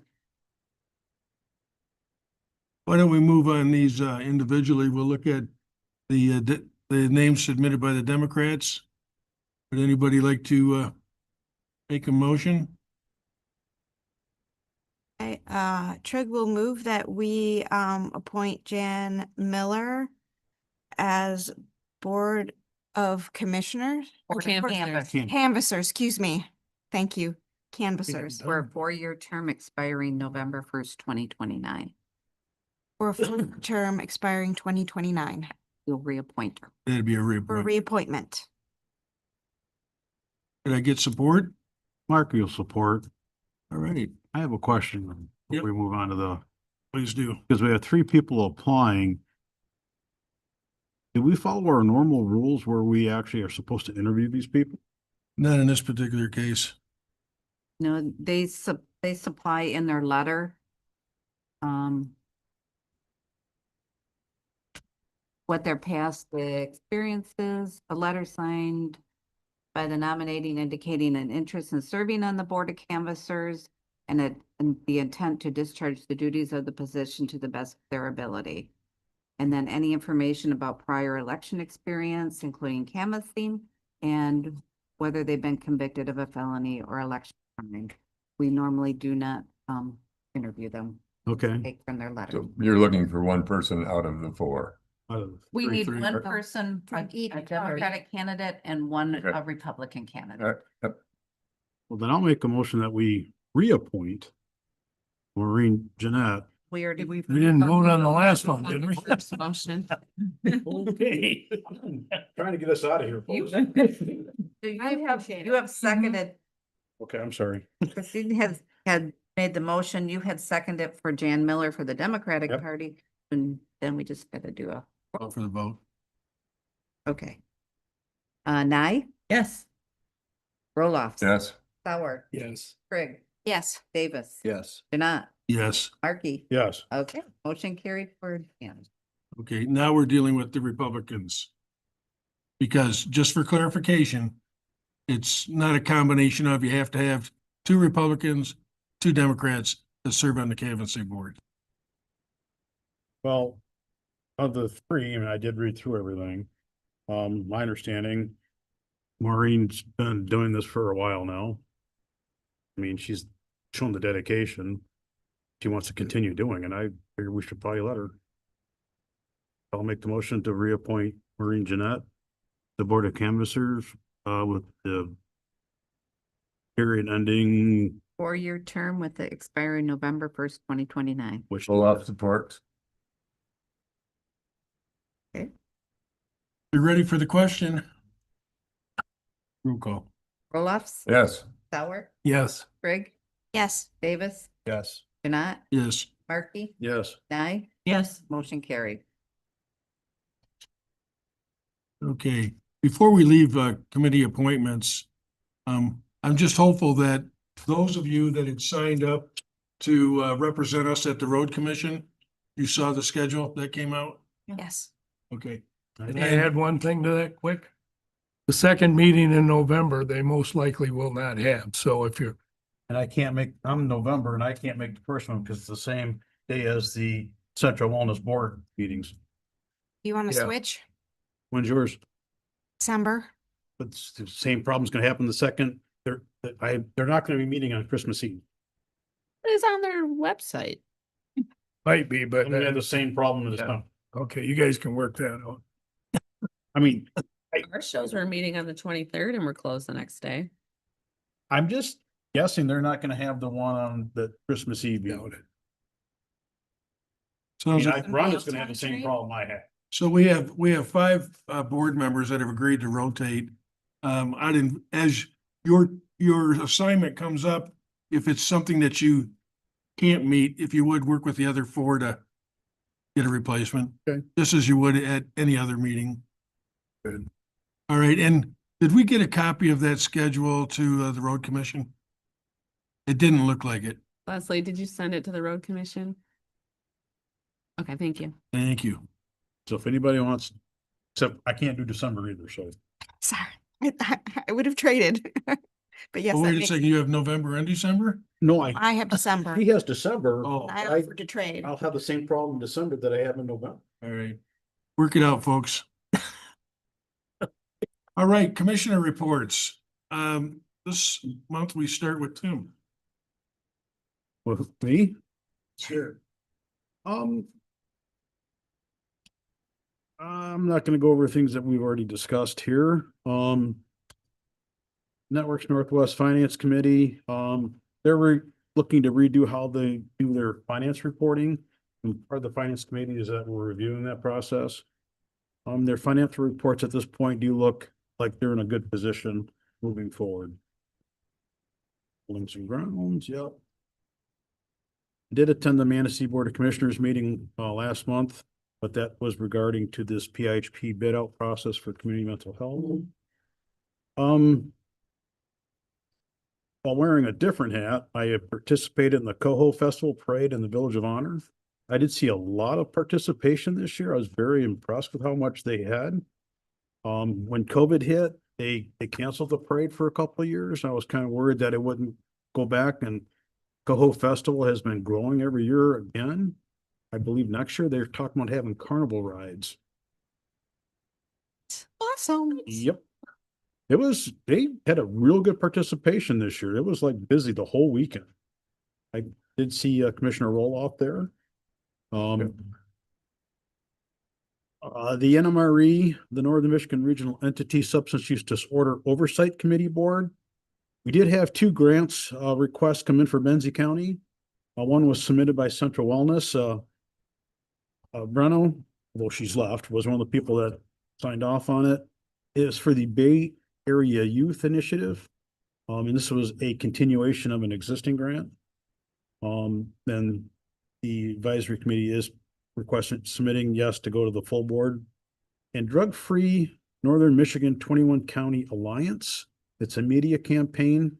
Benzie's portion is like $2,080 out of the $60,000 you're requesting.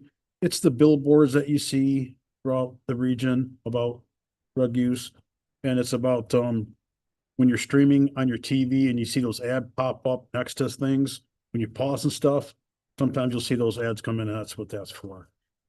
The financials, starting out this quarter at Benzie County has about $250,000 in the liquor tax fund. And we're suggesting approving $17,580 for these two projects, which would leave us about $233,450 left. We only bring in about $65,000 a year in liquor tax, so that's a very healthy fund rate. I am encouraging people to apply for things. Last night I attended the Village of Honor Council meeting. We did have a very lengthy conversation about the community mental health, or the Department of Michigan DHHS has bid out for the regions for the community mental health. Very engaged council. They asked a lot of questions. They actually they have a dark skies initiative they've been reworking on, and they did decide to turn off 23 streetlights out of and leave 39 left still on. Interesting, like consumers actually comes out and removes them, so it's not just turning them off. They are rolling out their paperless billing for their sewer bills. Property owners, they have to opt in for this. This is not like an automatic thing. They have to opt in. This is interesting. They had to redo their corridor improvement authority resolution. Due to that, the original resolution was not publicized afterwards. They never published that they did it. So they had to redo it, which they're going to publicize it this week. Also, they approved their initial 8-member corridor improvement authority board. And I'd like to congratulate Katie Zeitz for being on that board. I didn't know, it's a while ago you said you'd be interested in doing it. They put your name down and they put you on it. Yep, that was very nice of them. That's all I got. Any questions? Any questions for Tim? We're talking, can I ask one? Yeah, go quick ahead, one? Gary. Sorry. You started out talking about the NMRE or whatever it is and the money for these ads. Do they have any statistics that show that that's working? Or is it just, we come to you every year and ask for more money? So no, it's not a lot, but I'm just curious. Prevention's hard to quantify. I mean, you can say, yep, we are having less people overdose. We're having less kids in schools being caught with drugs, we have less this. But how do you quantify that it was because of that ad or not because of something I'm else? kind of more interested if people are looking at the ad, if they're looking at it online, or if they're doing what you said on the TV, are they paying attention to it? Do we have numbers? I'm sure we do somewhere. I'm just curious. So I do know prevention is a core thing that our CMH does. And they can quantify it by showing that the percentage of population that we have not going into the hospitals or into jail, right? You know, generally in a population of this type, you would have a certain percentage that would actually go into an emergency room for substance abuse, or you'd have this many people going into a jail because of that. Working with prevention, you can say, well, in our area, we are so much lower than the average, right? Or you can say we have this many people that are clients of CMH, and generally that population, people that are clients of CMH or CMH, go to the hospitals, go into intensive treatment where they're diverting that. They're not going into the facilities. They're not going into the jails. They're staying into their homes or their care facilities that they're already at without incurring the emergency stuff. I don't want to drag this any longer, but you can change, you can show that dynamics as before you did this and after you did. Before you put the money into these ads, what was it like? Same thing with central wellness. So we did, What, at the let's see. HUD board yesterday, they did make a note asking this group to come back and do a presentation exactly what you're. Thank you. So we are, not only are we requiring that the people applying for grants give us better information, and the counties affecting it are the ones that have to approve it, moving forward. Mhm. But they're asking them to come back and give updates on how that money's being spent. And how, so can they show an improvement? Is it a worthwhile endeavor for us to continue? Thank you. Anything else? Yeah. Only had a couple meetings, actually yesterday, Veterans Affairs. Already talking about Veterans Day coming up in a couple of months, so we'll look forward to having a good turnout for that. Area Agency on Aging. That's a 10-county entity, a lot of input from other areas. Constant problems keeping in-home healthcare. So it's just part of the cycle, but they seem to be doing all right. Did take part in the Salute to Services football game. Veterans Affairs did. Frankfort and Benzie Central was quite well attended, and as Gary alluded to, Coho Festival, I put a trailer float together with a dozen guys or so, 10 guys, and a couple of grandkids throwing candy, and it was nice. I was on the float this time. I asked my oldest son to drive the tractor, and he was a little apprehensive at first, but when we got done, he said, "Thank you. That meant a lot to me." So that meant a lot to me as well. That's all I got. Questions for Bob? Rhonda? Sure. Since we last met, I attended gender review. I did attend the Salute to Service game. Congratulations to Commissioner Roloff. That was a really successful event. Thank you. Well done. I attended the Water Smart Land Use meeting. There is a new watershed coordinator at the Conservation District. His name is Eric Moore. The watershed group was more than pleased that the funding was established for the new GIS system. It was decided we need to come up with a name for what that's going to be, and there's going to be we're going to establish a large informational meeting, which is probably going to be held in this room, and the stakeholders invited will be, townships, villages, building department, realtors, health department, Eagle, DNR. So it should be a pretty big event once they get it organized. Probably the last week in October, but I'm not certain about that yet.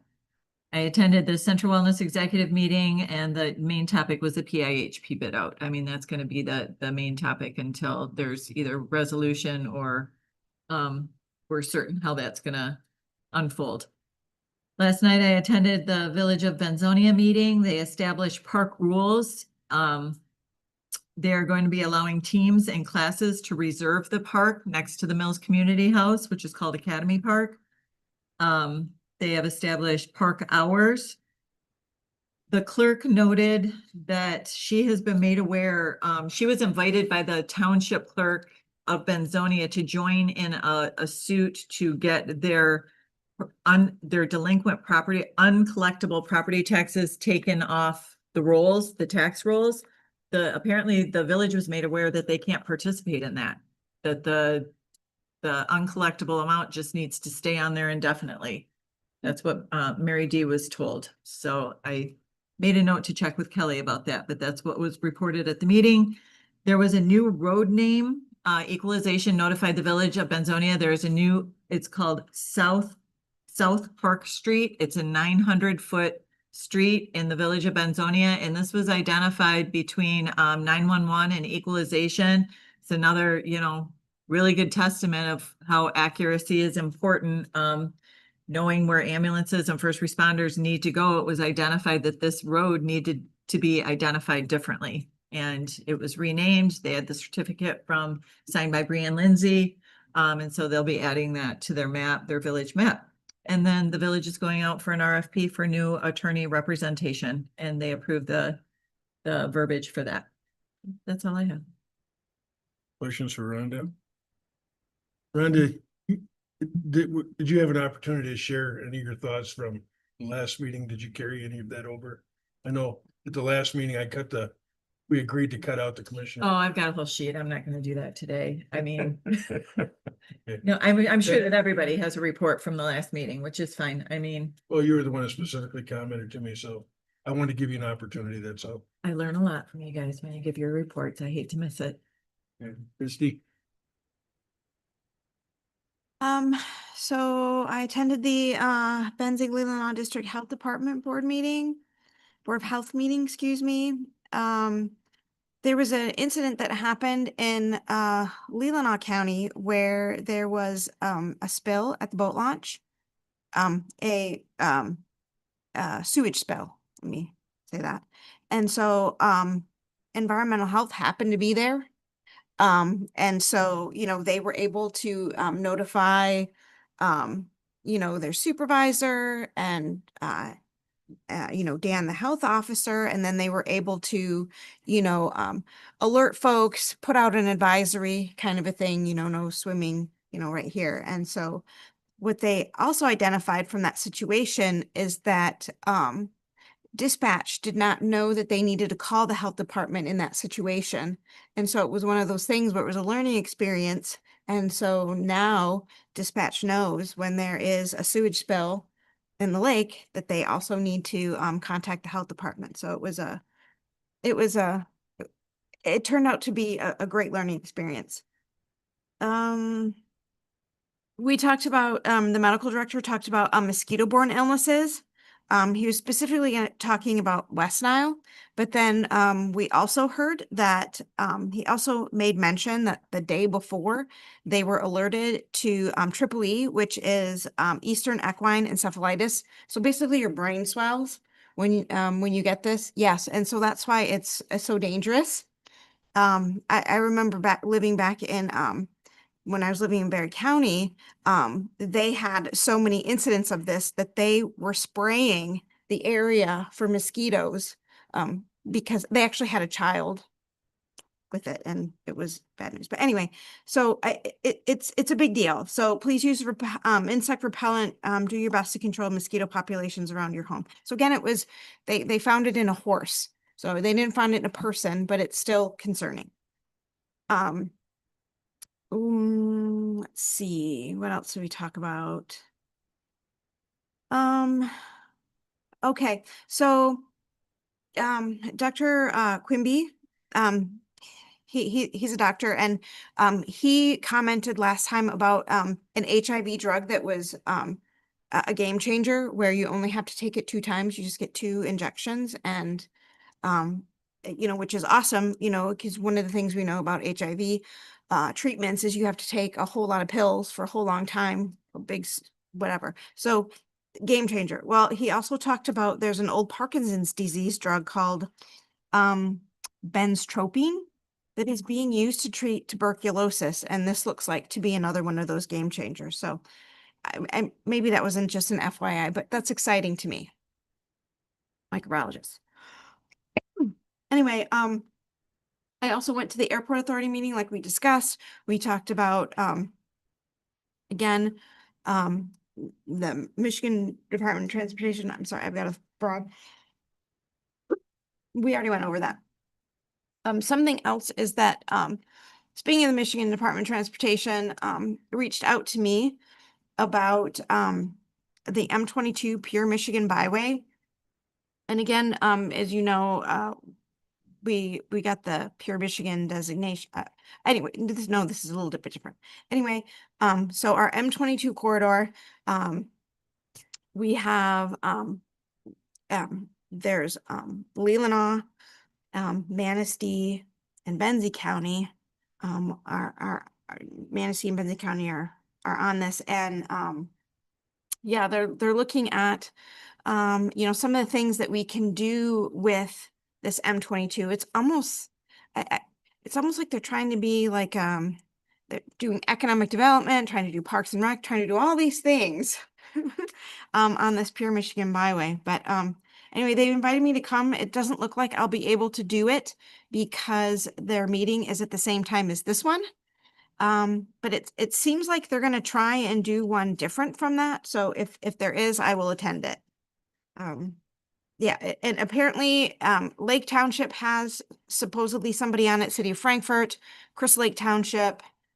Those are the ones I recognized, as far as, Benzie County went. So anyway, and they've got this whole plan and I'm supposed to be working on it. So that should be interesting.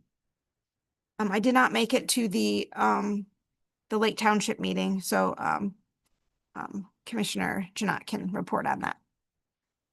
Questions for Christie?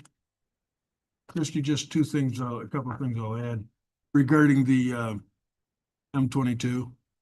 I spoke to yet another person from Networks Northwest the other day, and we improved and expanded on that list Okay. of people because they originally had only given me like 36 hours to get them a list. And I was just throwing a bunch of names on there. And Gary, I think your name ended up I'm on it. already on it. You know. And I did explain to them that if they want county representation, their meeting dates not helpful for us at all. All right, Katie, I gave them your name also. But I want to go back to the airport authority, and I don't want to hammer on this, but unfortunately, we had a bad experience. Do you think I was overly critical with the manager when I'm saying we need to be in those conversations? The only thing I would say is, one thing you said is, close sessions and make sure I'm a part. I'm not a part of the board, so unless they invited me as an ad hoc, I could. But even if I'm in there as an ad hoc, I'm not supposed to discuss what's in a closed meeting, correct? So, I mean, there's a thing there. I can say, hey, we're being sued. I could possibly say that, but I couldn't divulge details. It's No, my understanding. you can't. So whether she's in closed session or not, you don't get to know what she hears. Other than if we have somebody in the room, Mm-hmm. That's my biggest concern.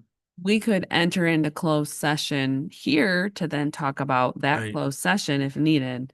But she wouldn't be able to report on it. But you've already touched on that. Mm-hmm. So there is a way to report that information to us if it's relevant. Okay. And what we found out before is that we had representatives in the room that weren't coming back to us at all. Wait a minute. Do I understand you just said that she can go into Commissioner Trigg can go into closed session for the airport authority and then come into a closed session here and divulge everything that happens there? Well, we have to go in with their legal counsel. With their legal counsel. Mm-hmm. And probably ours, I think. Don't mark my words on that. I'd have to ask Matt the whole protocol. But we would have to enter closed session here to talk about that closed session with their appropriate counsel. There's a way to get there for the information. There is a way to get there, but it's convoluted. Okay, sounds convoluted. Think it'd be All right, helpful. thanks, Christie. I Gary? like the convoluted stuff. You got my report. Thank you.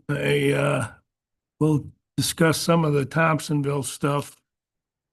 Last night, the fire chief and the ambulance director wanted to know if we do another RFP for opioid money, they would like to be notified in time. I've spoke with both Mike Okay. McGurr and Jim Frankie on that already. Okay. Yep. All right, just wanted to make sure I brought it up. They had the Honor Bank there and they were discussing direct deposit, and one of the trustees didn't like that idea at all. So anyway, the last thing I wanted to discuss was two things. Betsy Valley Trail. I don't know if everybody's aware, but this section down here in Beulah, they're working on the runoff problems and they could be closed for 2 months. But for some reason, they said it would be open at night. Well, it's gonna run the trail. I wouldn't want to, but anyway, there was a few at the management council that were kind of upset that they didn't, well, you knew it was coming. Well, yeah, you've been working on it for 3 years. Yeah, we knew it was coming. No notification that they just started it. So anyway, that's being done. The workers' comp, I gave the check to Katie. The dividends were really good this year. And the other thing was Steve Curry was there. And if I understood him right, the DHH director that is causing all the grief with you guys and CM is going to be at the MAC conference, if I understand correctly, and give a presentation. She's supposed to be, yep. So I just wanted you guys to be aware of it. Here's your chance. Good thing Don't all know. 7 of you will be there. I don't know if they'll let any of us talk. Go ahead. That's about all I've got. I had one thing, the opioid money, we don't open RFPs. I thought that was just a standing, I thought anybody could make a request at any time. We didn't have to open the RFP. Do I understand that correctly? So we, for the last 2 years, have been opening the doing an actual RFP process and publishing in the fall. After the last round, because we didn't allocate all the money, the book is just kind of open until the money's gone. But I will officially publish another RFP here soon, just to keep it in front of people. And so I let them know that the official documents would be published soon. But we did leave it open-ending because we didn't allocate all the money this fiscal year. Okay, thank you. If I remember right, also, we decided to make the RFP less complex too. Yeah, it'll be much easier in the sense of there won't be all of these tick, tick, tick as far as the RFP goes. It'll be more of a, here's my project proposal. This is what it's going to do. How do you feel about it? And then they report back later. Dave? Attended the Inland Township meeting yesterday. The fire truck that they had voted to buy the month before, they have decided they're going to back out, reconsider. There's issues with the process, apparently. The road construction has now moved in front of the township building and the fire department. And MDOT's not listening about letting the volunteer firemen get to the station when it's time for a call because they don't run lights. So they're working through that. And then they have oak wilt in one of their parks that it's recommended that they trench around it, but apparently there's a state law or something saying that that's not a good expenditure. So they're dealing with going through their lawyer to find out if there's anything they can do or if it's going to become a open space because all the oak is going to die. That's all I've had since the last meeting. Questions, comments for Dave? On my report, we have the evaluation for the executive director coming up. Tim, you did that for us a year ago and you did a good job developing the template. I only have that though in PDF form. Can I get that from you in, I think you had that in a working document for Excel? I think he means me, Tim. What did I say? You said executive director. Oh, well, I promoted you. If I could get Or that, devoted, depends how you look at it. True that. we want to stay consistent. We don't want to keep changing how we approach this each year. And unless you would like to lead that charge. I do not. Hey, that's a topic for the afternoon. So if we could get that, I'd appreciate it. The village of Beulah made a presentation at Lake Township asking for some money. Apparently, money had been requested, well, 2019, we ran into the same thing. Crystal Lake Township has agreed for 10,000, I understand. And at the meeting, Lake Township agreed to do 10,000 also. At the Finance and Government Committee for MAC, we talked about revenue sharing and the fact that there's going to be a cut to it again. There was some additional money being proposed in the current budget that would be in addition to whatever's currently allocated. It's $25 million for the prosecutor's office. Katie, you'd have to look into that to understand what more about what that actually means. And that materials committee that you have, that we've formed, they've decided now that they may not be able to fund that. Had you heard that yet? Are you serious? Well, I'm only telling you what I heard from our legislative group. Well, So we suspected it. We all suspected that word. it looks like it's, First they made it reimbursable, right? Yeah, That so was the first it step. was to reimbursement and now it's, now they're saying that although it's going to be mandated, they may not have the funding for it. well, at least they'll have the funding for the first year because they've already started paying out on that. Under It's Elmira, legal. you'll want to explore that more, okay? Under Elmira Township, the things that are notable, and I don't always have things coming out of the township that are, but they adopted a resolution last night for the township to act as the ALS responder, and they'll be directing Central Dispatch to treat them as the first responder for ALS going forward. They can't just do that, but great. I'm not here to debate it. It certainly caught my attention when I heard it. They are working on a fireworks ordinance. They have an open maintenance position. And a member of the audience yesterday in a rather loud voice made a threat of a recall for the full board. So that was, got really animated. It's about time. Excuse me. Oh, I'll end it at that. are you ready for questions? Oh, sure. First one I got, when you talked about the revenue sharing, I didn't think any of the budgets were completed yet.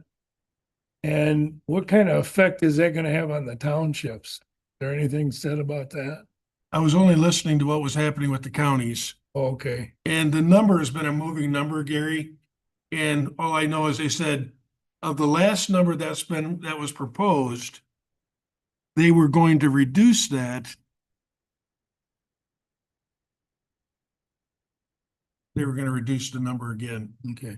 And the last It one, sounds like more than last year, 35 but million. less than that was originally proposed. $35 million reduction is proposed. Yeah.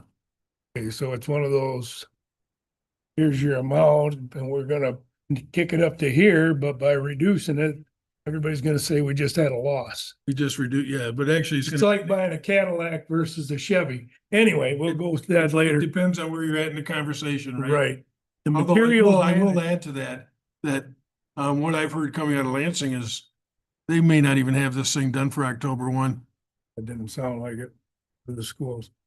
And you talked about the materials management or mandate that will not be funded. There's another point blank shot at the Headley amendment that says if you're gonna mandate stuff, you pay for it. And once again, the state is not doing their job. None of them are, so really bothers me, because that's in the Constitution. Well, in the 9 years that I've sat on this board, you certainly have been consistent about that. Yep. Unfunded mandates. Anything else? No, that's it. Katie? Thank you. Just a few things for me. I want to put a plug out to this commission that on September 22nd, the Parks and Recreation Commission is holding an open house to go over the 90% plans for the Crystal Lake Outlet project. As you know, this board approved an agreement with Spicer Group just over a year ago to design the Crystal Lake Outlet project, which included a grant funding that the county obtained, as well as allocation of some ARPA dollars specifically for ADA accessibility, bathrooms, and those sorts of things. So on September 22nd in this room at 9 a.m., Spicer will be here to go over the 90% plans. Those plans are 90% of what the design will look like. In essence, it has went before the Betsy Valley Trail Management Council already specifically to kind of talk about that as well.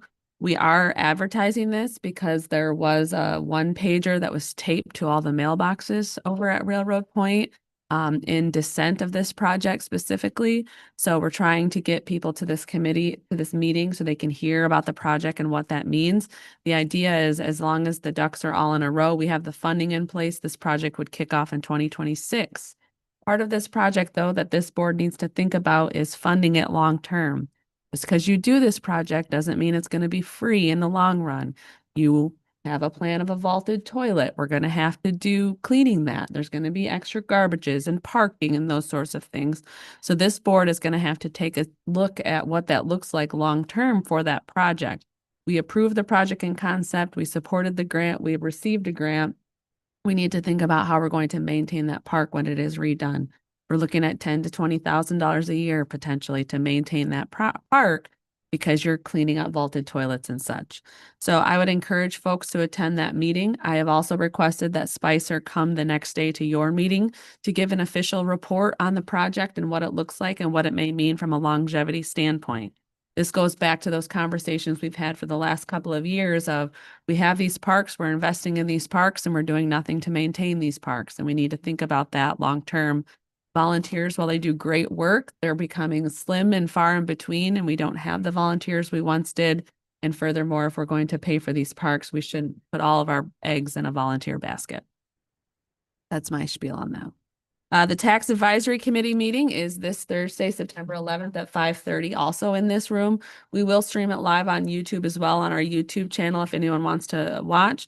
We're going to be talking about kind of where that Tax Advisory Committee is at. They're leaning towards a law enforcement millage recommendation to this body. I've asked the sheriff and the undersheriff to come to the meeting to give their thoughts on a law enforcement millage going forward. I've also requested some of the volunteers from Parks and Recreation to come to that meeting as well, to talk about their side of the story of needing funding for parks as well.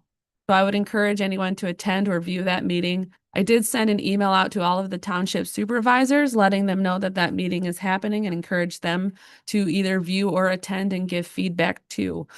Jason Barnard does serve on that committee. However, I've received a few calls from township supervisors who didn't know what was going on. So I went ahead and sent an email to all the supervisors, letting them know kind of where we're at and what things look like, and ask them to come or at least give feedback on the Tax Advisory Committee. So this Thursday at 5:30 in this room. The ad hoc for the Benzie Transportation in Maples is scheduled for September 17th. Carissa is working on scheduling all the applicants for interviews. So by the 23rd, we'll have recommendations to take action on that committee, those committees, sorry. This Friday is the regional MMPC meeting, the Materials Management Planning Committee meeting. It is in Grand Traverse County this month, so it will be at 400 Boardman Avenue in Traverse City. And my guess is topic of conversation is going to be funding. The ACO, we are working through that process. Megan Bach has left animal control. And so we're working through filling her position on the other side of animal control in the animal shelter. We are still working to schedule that regional meeting. Lisa Emery, who's Grand Traverse County's executive assistant, has sent out a doodle. So we're working to finalize that meeting to start those regional discussions, if they're even feasible to have. We do have a few open boards still here in Benzie County. So if anyone would like to get involved with Benzie County, we have the Board of Appeals for the Leelanau Benzie Health Department. We still have an EDC vacancy. We're just scheduling the interviews for Benzie Transportation and Maple. So if we get anybody in, we can try to slip those in. We also have a vacancy on the Veterans Affairs Committee if anyone is interested in that committee specifically. And finally, as we move into fall, after the budget is balanced and we have met with auditors, our office is going to be working on getting some RFPs together in addition to the equalization RFP. But we're going to put out some RFPs as well for benefits agents. We've been with Advantage Benefits now this is the 4th year. So we're just taking a look and making sure that what we have and what we're doing is the best, as well as for cost allocation planning. We work with MGT right now to put together the cost allocation plan that was sent to you. We've been with them since pre-me, so we're going to put out an RFP just to make sure, again, what we're doing is, using the best resources for the money and all those good things. Outside of that, Carissa is in our office and she's doing a wonderful job. Leslie's on week 4. She's doing a wonderful job. We're having a good time. We're getting caught up. And if there's any questions, please let me know. Katie, did you say there was a date already assigned for the interviews for the busing authority? September 17th. September 17th, 1 p.m. 1 p.m. And I just have to ask, so you said there's still a seat available on the ADC and we have 2 candidates that weren't going to be interviewed. I mean, I support the reappointment of Eric Gustad, but so what are we doing with that? I asked and we're not addressing the ad hoc at this time. Why? It's held for a chamber member and has been. But we need to address that. We need to come back and revisit that.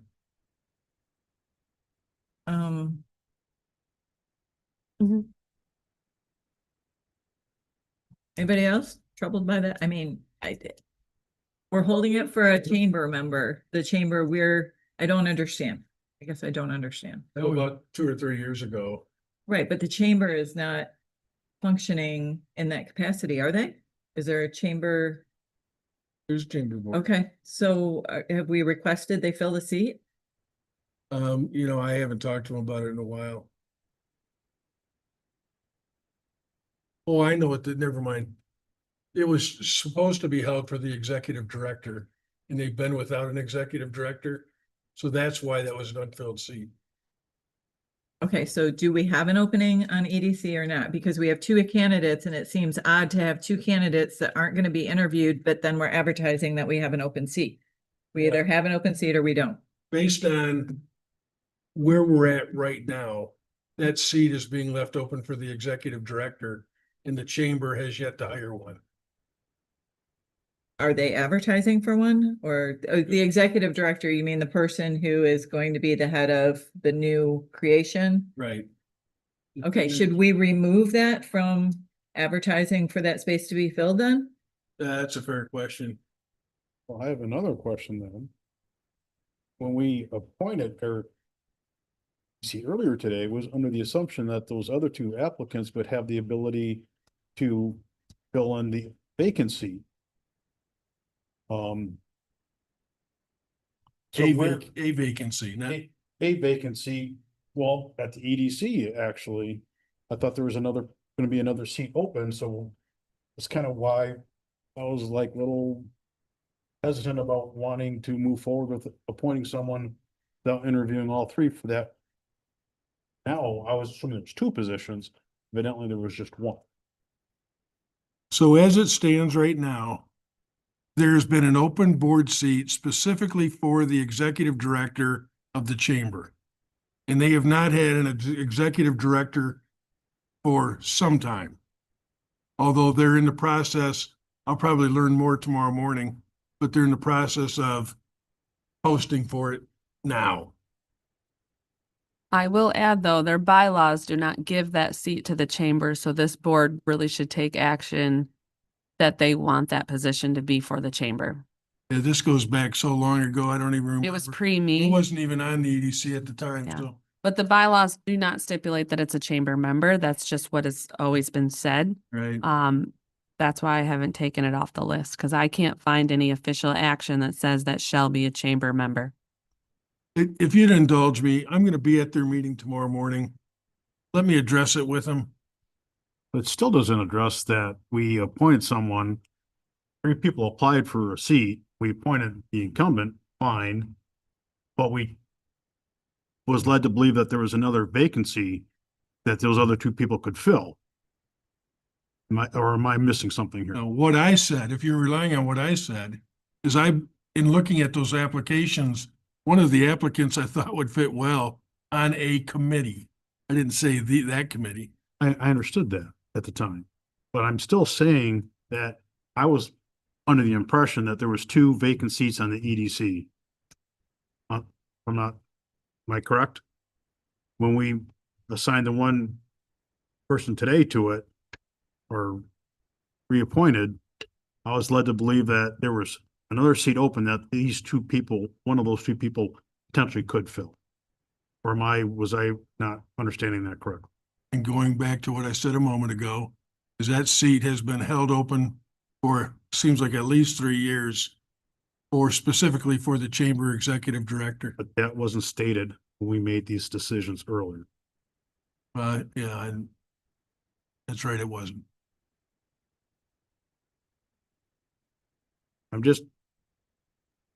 Yes, the person that we were appointed may have been the best person for that position, but these other 2 people never even got a chance. I think that's what Commissioner Trigg was talking about earlier today. He's like, well, they applied, we should get a chance to. I will note the bylaws specifically say in section 6 ex officio, unless otherwise appointed as a regular director of the corporation, a member of the Benzie Area Chamber of Commerce shall serve as ex officio as a non-voting member of the board.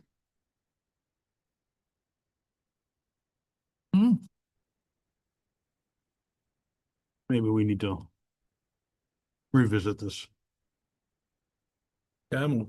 There is a second part of the motion that I included in the packet, which was to reappoint Eric, also establish an ad hoc to consider those other applicants.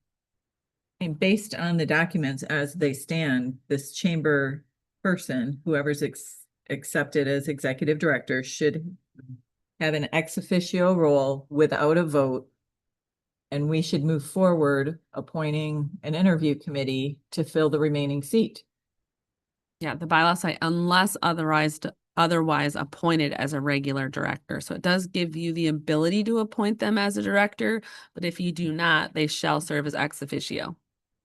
Okay, so is there the latitude to have this resolved to find out what the EDC, you said you have an EDC meeting tomorrow? I have a chamber meeting. A chamber This meeting. position's been open for 4 years, so if we wait one more meeting, I don't think it's gonna cause. But in fairness to the people who have volunteered and opened themselves to their candidacy, we need to be clear on how we're moving forward. We've not scheduled interviews, but now you're just saying the seat remains open and we have information that could go either way for this person on it. We need to be more clear. So how would you, you're the one with the meeting tomorrow. How would you like to move forward to address this as chair? Well, now that it's been brought up and, I want to clarify. A lot of these things happen. I was not on the EDC board, okay? So these things go back even prior to my time. But now that I have this new information, it'd be my intention to go back to the chamber board and say, we've been holding this position open. You've never filled it. You're now forming your own economic development board. Do you really need that board at the county, that position at the county level? That's my first reaction.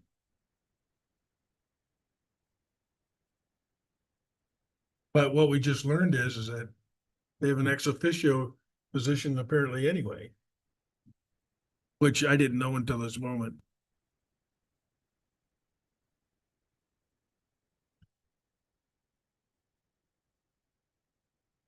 I would say the appropriate thing to do is to form an interview committee for the 2 candidates that have applied. And then if anybody at the chamber would like to apply as well, they could be granted an interview in addition to, and the ex officio member would hold their seat.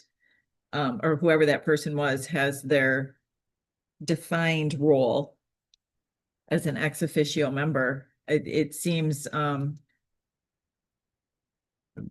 seems like, We want to do that, that's fine. You could do a secondary motion since the other motion strictly dealt with one position. This would deal with the other position unless this board wants to deal with both positions. And I believe Tammy, correct me if I'm wrong, they would reenact the old motion. Right. I'm not wavering on my position that Eric should remain his, I mean, I'm gonna vote in favor of Eric retaining his seat. He's been an excellent volunteer and brings a lot to the table. What I am saying is we can't advertise the other seat is open and not grant interviews to the people who have applied. So you could do the motion, the second motion, the additional. It could part just of be You a could do it second as motion. Separate motion. Yeah. I'm open to what everybody else thinks. I'm doing a lot of talking here. I think you're making sense. Making sense. So you're gonna make that motion then, Rhonda? Um, And I'll you go- support it. well, we need to figure out who's gonna serve. Well, we gotta I set think up. that's in the motion, committee. isn't it? Yeah, the motion is to set up an ad hoc. It's just to set it up. Yeah, so you still need to know who's gonna serve on it. Oh. Like, am I? Somebody's there quicker. I can't get there. Why not? Fingers don't work. While we're looking for the language, It I would like says, to serve on that committee, that ad hoc committee. Dave, I can. Who else is on the EDC now?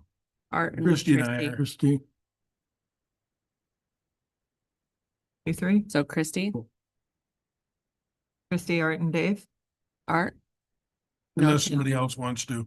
I think, well, with Yeah. that last one, Tim raised his hand for the other. Well, no, if Art wants to do it, I'm really good with that.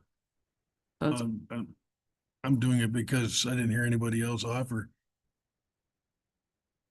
What, didn't we appoint you to a previous, It's called the interview committee or? CBRA. Transportation, yeah. And the Maples. I'll do it. Okay. I'll do it. There you go. So the motion is to establish an ad hoc interview committee to make recommendation regarding one vacant unexpired term expiring January 31st, 2031 on the Economic Development and Brownfield Redevelopment Authority, and that commissioners Davis, Trigg, and Janat, and an administrator designee be appointed to such committee. I'll make that motion. Mark, you will support.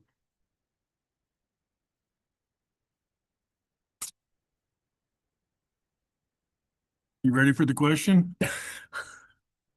Yeah. I guess so by now, huh? Ready? Roll call? Davis, Yes. Janat, Markey, Yes. Nye, Yes. Roloff. Yes. Sauer, Yes. Trigg, Yes. motion carried. Was there any other questions for me? Just making sure. Yeah. We have got the correspondence in file. Open it up to public comment. Any commissioners want to make a public comment? I will say, Rhonda, I apologize for stepping on your agenda this afternoon. I'd forgotten that we had the evaluation on there. Just here to remind you. No, after 17 hours of a meeting, you kind of forget. And And here's a- carry this message back if you would, please. I was hoping just that he hadn't left yet, but I hope the sheriff understands that what we did today is a vote of confidence. And we're looking forward to that cooperation. Okay? I'll touch base with them again. Because my hope was that we'd have had them on record saying they agreed. I can ask him to come back. No, that's okay. We want to, we want to wrap up. Any other public comments? Adjournment? Anybody want to make a motion? I'll make a motion, we adjourn. Dave? Or Tim? Rhonda doesn't want to. Rhonda wants? Oh, to yeah, be here? no, no. Okay. We'll stand adjourned unless